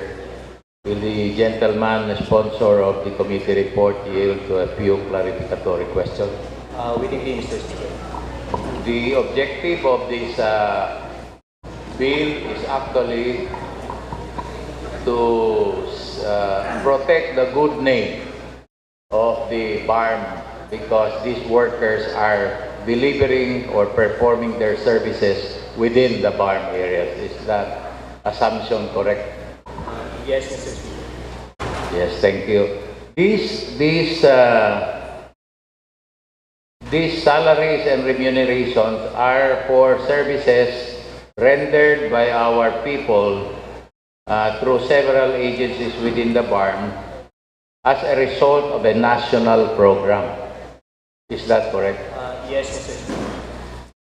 And then when there are delays, this will be utilized to cover delayed salaries and other emoluments.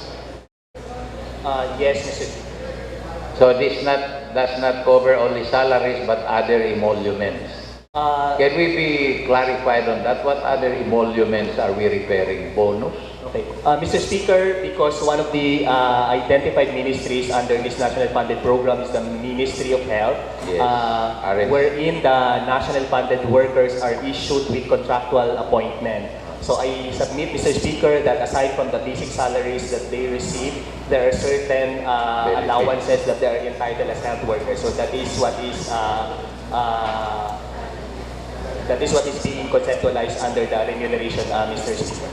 We commend the national government because I understand the committee on the Ministry of Health, the nurses are receiving very high salaries on a contractual basis. Correct?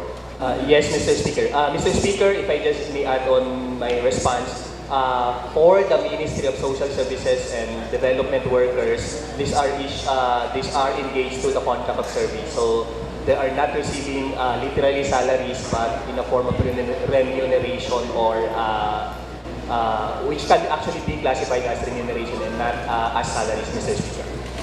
So we can be specific with salaries, and the emoluments are still included. Mr. Speaker, the salaries here that we refer to are the salaries that are received by the nationally funded programs, workers or employees under the Ministry of Health, since they are issued with contractual appointment. But with regards to the MSSD national funded workers, then the one that they're receiving is actually not current salaries, but may be considered as emoluments or remuneration, Mr. Speaker. That's why we included in the bill the remuneration or emolument, Mr. Speaker. Mr. Speaker, thank you. Mr. Speaker, may I be clarified if we have enough fiscal space to answer for delayed salaries? How? Because, Mr. Speaker, I am worried because we have approved 7 hospitals upgrading. We still have some other bills which will require appropriations, and these upgrading of hospitals are still ongoing. We have passed 7 and there are still other pending bills. And then here comes we are trying to save the agencies, the national programs. Do you think in your computation the block grants will still be enough to cover all this? Because the upgrading will be there forever. It will be a regular yearly appropriation. Mr. Speaker, before this bill was submitted to the government of the day, there was a consultation with the Ministry of Finance, Budget and Management. And from this consultation, we were able to find a fiscal space to which the requirement of this bill can be sourced from. Mr. Speaker, while I understand that there are other bills or there are other measures that require financial consideration, Mr. Speaker, the certification issued by the MFBM on the 1 billion requirement by this Mr. Speaker is taken from a fiscal space. And from this fiscal space, Mr. Speaker, I believe that there are still sufficient funds, Mr. Speaker, that may cover other endeavors, Mr. Speaker. So we are being assured by the Ministry of Finance that there will be enough funding for even the pending bills on upgrading of hospitals. As regards the upgraded hospitals, Mr. Speaker, this has already been considered, Mr. Speaker. In fact, we already issued the NOSCA for 2023, Mr. Speaker. So these are already considered in the programming, Mr. Speaker, of our fund. I have confidence in the Minister of Finance on his abilities to balance our budget appropriations. Nonetheless, thank you very much, Mr. Speaker. May I move now to my next question? Mr. Speaker, this is to augment or to answer for delayed salaries. That is the purpose, correct? Principally, Mr. Speaker.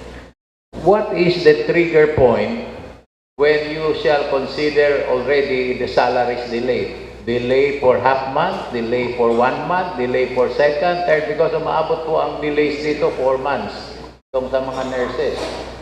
So, kailan po natin masasabi na delayed na? What is the trigger point? Mr. Speaker, there is a delay when the payment is already overdue.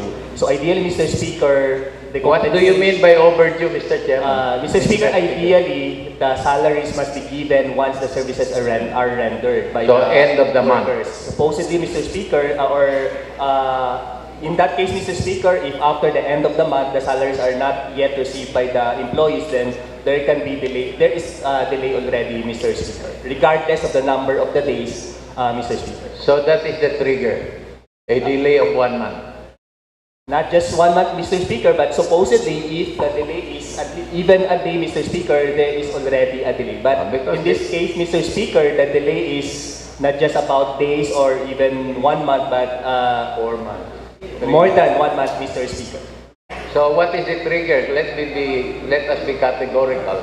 What is the trigger point that you can consider there is delay and you then automatically release this revolving fund?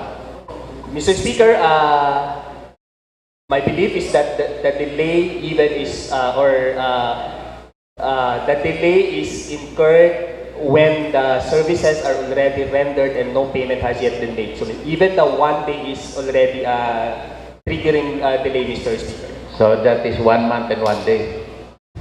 Even a 1 day, Mr. Speaker, can already be considered a delay. 1 day? Yes, Mr. Speaker. 1 day after 1 month? 1 day after the day the services have been rendered, Mr. Speaker. 1 day after 15 days per labor law provision.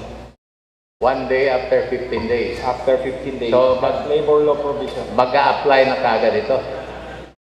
Supposedly, Mr. Speaker. Be categorical, Mr. Minister. Yes, I cannot Mr. Speaker. answer my It will apply, Mr. Speaker. Supposedly. Because this is salary. Okay, yes, Mr. Speaker. And then this is very Islamic. Dahil sa in Islam, bago magtuyo yung pawis mo, bayaran mo na yung workers mo.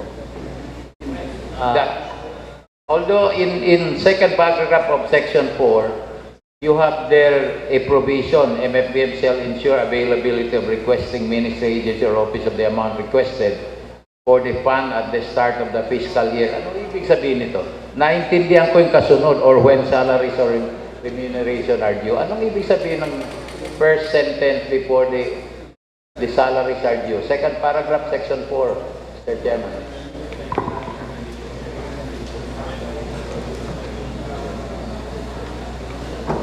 Mr. Speaker, this means that as early as January, the fund must already be available, Mr. Speaker.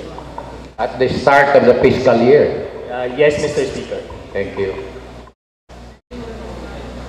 My intention, Your Honor, is also just like the objective, to protect the good names of the BARM government. Because they are working within the BARM areas, pag na-delay, hindi alam ng tao natin na hindi natin programa yan, programa ng national. Sasabihin ng iba talaga, pag BARM, always delay. So I think the objective is very good. It's just that we want this to be fine-tuned so that makita natin clearly. But I must admit that I appreciate the Section 8 implementing rules that shall be issued by the Ministry of Finance. So, if we can be more clearer in our approach in this committee report or some amendatory amendments to state clearly what I have asked and how the Ministry of Finance answered. When is the trigger that you consider it as delay that will already operationalize this revolving fund? That is very important. It cannot be already, I assume. Hindi po. Sasabihin na natin, after 1 month, walang salary, the following day, due na yun. Diba? Dapat ganon. Dapat ganon po. Salamat po, Mr. Chairman. I hope you can be categorical, more clearer than clear. Yes, Mr. Speaker, but based on provision or Section 4, Mr. Speaker, there's an imposition that NFDM shall ensure the availability of the So, funds. ikaw Mr. libre Speaker. na. Dahil No, available na yung funds. an imposed obligation to the NFDM, Mr. Speaker, by this act. But ideal, Mr. Speaker, when the ministry implementing national funded programs request the necessary funds for the payment of the salaries, Mr. Speaker, that may trigger the release of the fund, Mr. Speaker. Mag-rely na naman sa mga ministry on how fast they can request. Hindi nyo ba pwede gisingin sila? Uy, tulog pa kayo, 1 week na lang, tapos ng 1 month. Pwede ba yun? Mr. Speaker, it's the ministry who knows the salaries, when the salaries are downloaded by the national government to the respective offices, Mr. Speaker. So the NFDM may not be in a position to determine the requirement since it is the ministry who will request to the NFDM. Hindi ba ang practice, Mr. Chairman, Mr. Speaker, ang pag-download ng funds to the farm government through the ES muna, through the Office of the Chief Minister, through their senior minister, tapos saka na i-download sa different ministries. Ganon pa rin ba hanggang ngayon ang practice? Kasi I was ES before, I was Executive Secretary. Mr. Speaker, I think with regards to MSSD, these are directly downloaded by the central office to the MSSD. It no longer goes through, or it is no longer downloaded to the office of the Chief Minister, Mr. Speaker. Okay. So sila lang makakaalam kung kailan i-download yung ministry na yan. Yes, Mr. Speaker. Pag hindi na-download, sila magsasabi sa inyo, hindi pa po na-download at delayed na. Yes. May mechanism na ba rito na magsasabi sila sa inyo? I think, Mr. Speaker, this can be clearly defined in the IRR that is imposed with the ministry, Mr. Speaker. Mas maganda siguro tayo mag-provide, di ba? Tayo na mag-provide sa bill para gayahin na lang nila sa IRR. Kasi kung minsan, mabagal ang ating ministry. I'm sorry to say that, except siguro yung mga Ministry of Finance, mabilis yan, mag-approve ng mga NOSCA. Pero yung ibang ministry, mukhang tulog sa pansitan. Pero yung ibang ministry, okay naman. Meron mga a few ministry that needs improvement in this in their executive function. So ang gusto ko lang makita, I don't know how to make this as an amendment siguro na specific kung kailan para may pressure din sa ministry magtanong. Kung patapos na ang buwan, magtanong na sila kailan po i-download. Kasi hindi tayo pwedeng maghintay ng hulog ng langit. Kailangan natin paghirapan din yan para hindi ma-delay, para magising din ang national government agencies. So sana ganun po ang makita natin sa bill na to para kuwan siya. Anyway, this can be taken up also sa IGR siguro kung kailangan. Kasi ano ito, salaries or how do you call it? Salaries or they're contract of service? With regards to the contract of service, Mr. Speaker, they're not considered salaries, Mr. Speaker. They're not?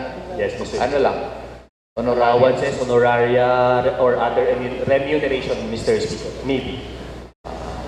Definitely, only, or what can be classified as salaries are those issued with appointment, Mr. Speaker.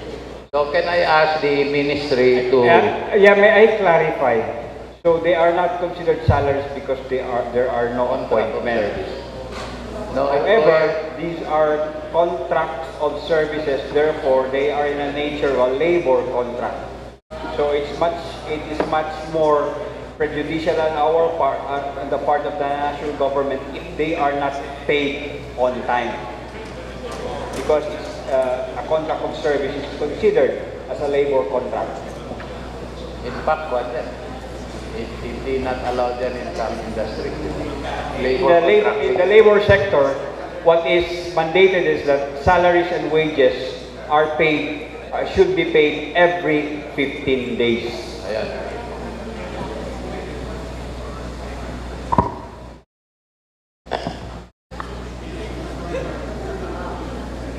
So can we formulate an amendment later on this specific issue of trigger point? When do we trigger the release and when do you consider a delay? It cannot be like this, Mr. Speaker. That is not very clear. That is not it's in general terms. So, kung sasabihin lang natin may delay na may delay. Pero ang tanong ko, kailan ma-release ang whatever you call it, honorarium or equivalent word to that. So, can we do that, Mr. Minister? Yes, Mr. Speaker, we are open to accepting amendments that will improve the language of this bill, Mr. Speaker. So, to specifically address that concern, Mr. Speaker. Thank you very much. I think that was not taken up in the committee. What is the trigger point? Thank you very much, Mr. Speaker. Thank you, Mr. Minister.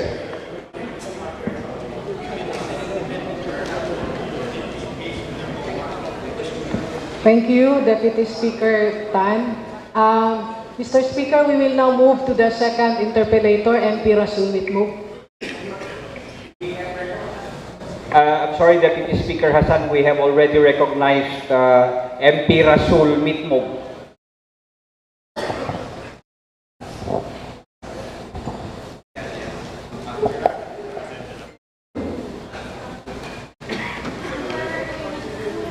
Assalamualaikum warahmatullahi wabarakatuh. Una-una sa ating buting speakers, sa ating floor leaders, would the gentleman, the proponent, answer some questions? Definitely, Mr. Speaker. Opo. Pinupuri po natin itong bill, Mr. Speaker, dahil ito po yung narinig natin kahapon kay Chief Minister. Priority ng BARM na hindi pa na tuyo yung pawis ng ating mga kababayan.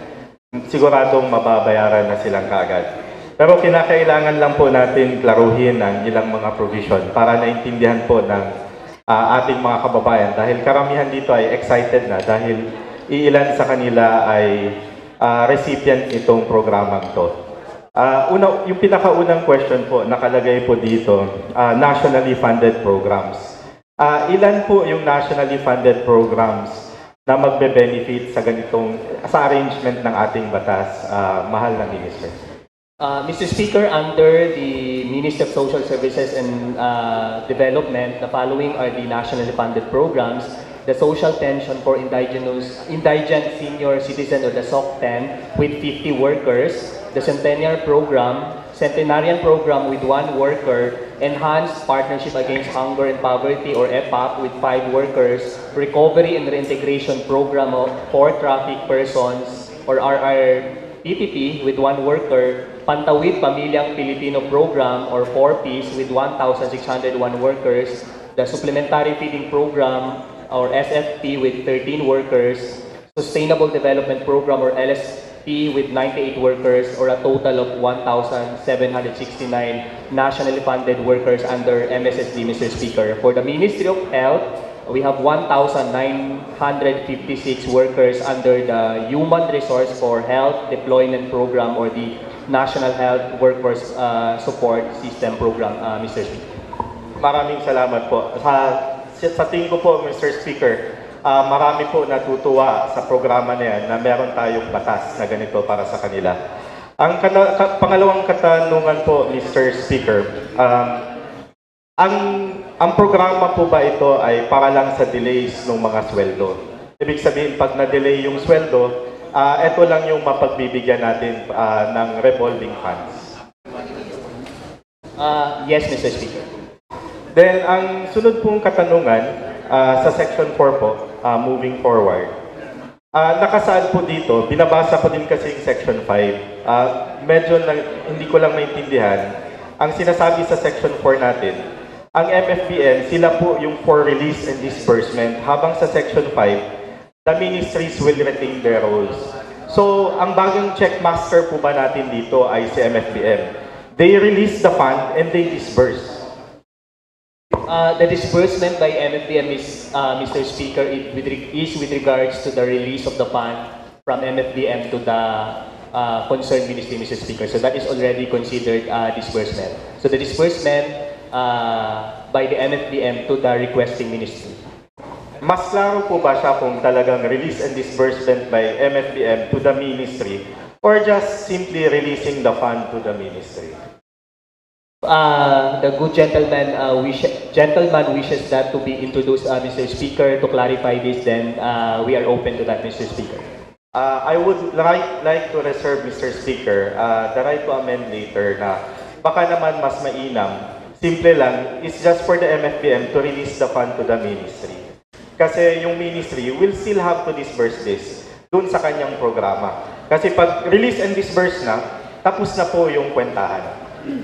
So, ang sunod ko pong katanungan, Mr. Speaker, is papasok po ako ulit dun sa katanungan ng delays, kailan yung trigger portion. Actually, yun din yung tanong ko. Pero ito, medyo iba po. Kasi, in fairness sa ating bill, sinabi dito, pwedeng mo matrigger yung delay. In fact, hindi mo kailangan antayin yung delay.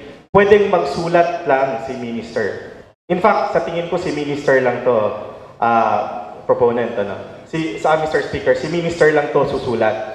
So, pwede ba sa sulat niya, sasabihin niya lang, dumating na yung oras ng magbayad para sa sweldo. So, pwede nyo nang i-release sa amin yung pondo. With just that simple document, a letter requesting, assured ba tayo to release the document? Mr. Speaker, if you look at Section 4, wherein the MFBM shall ensure the availability to the requesting minister or office as early as or at the start of the fiscal year, Mr. Speaker. Ideally, Mr. Speaker, ang mangyayari dyan, Mr. Speaker, is even without the delay, Mr. Speaker, the ministry may already request the necessary fund for the national funded program, Mr. Speaker. So, it is now with the ministry when to pay the salary, Mr. Speaker. Maganda po yun na sagot, Mr. Speaker. At least alam natin, by the mere letter at the year start, sigurado po tayo walang sa sweldo ng 1 month o 1 day na delay. So ngayon, Mr. Speaker, ang pinag-usapan po dito ay sinabi as the start of the fiscal year. Pero nakita ko po, meron akong hawak-hawak. We certify that there is funds for this. Ibig sabihin, pag implemented na to, 15 days from napas natin itong bill na to, a month after, pwede na pong i-trigger ito ng ating mga ministries para mabigyan ng sweldo ang ating mga kababayan.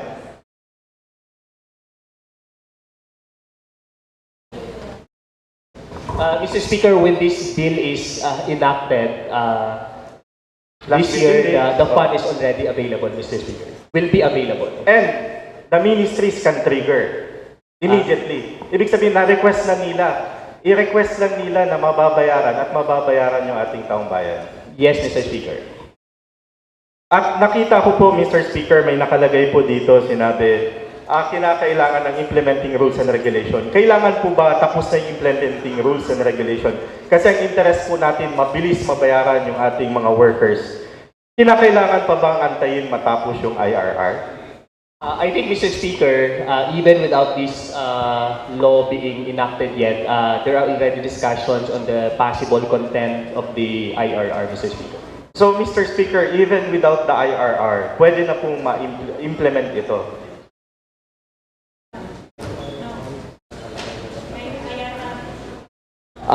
Yes, initially, Mr. Speaker, yes.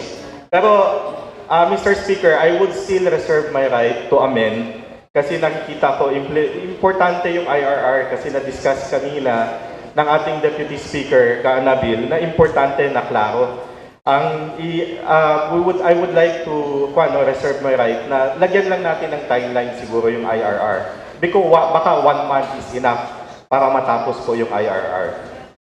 Tapos, Mr. Speaker, ang isang concern ko, sinabi dito, ang sole purpose po nito ay for delays. Paano kung ang reason is not for delays? Ibig sabihin, kunyari, merong mga findings. Ito, hindi mo pwedeng bayaran kasi kulang yung documents. Ito, hindi pwedeng kuhan. Paano po yung treatment sa mga ganong klaseng situation, Mr. Speaker? Kasi ang trigger document, sasabihin mo lang may delays, so babayaran natin. Pero hindi mo pa nakikita yung observation o yung assessment kung bakit hindi pa nare-release yung pondo. Ang pagkaintindi ko po, Mr. Speaker, pag nagre-request po tayo sa national, nagsasubmit tayo ng dokumento at sinasabi natin, kompleto po yung dokumento ko, pwede nang bayaran yung mga tao.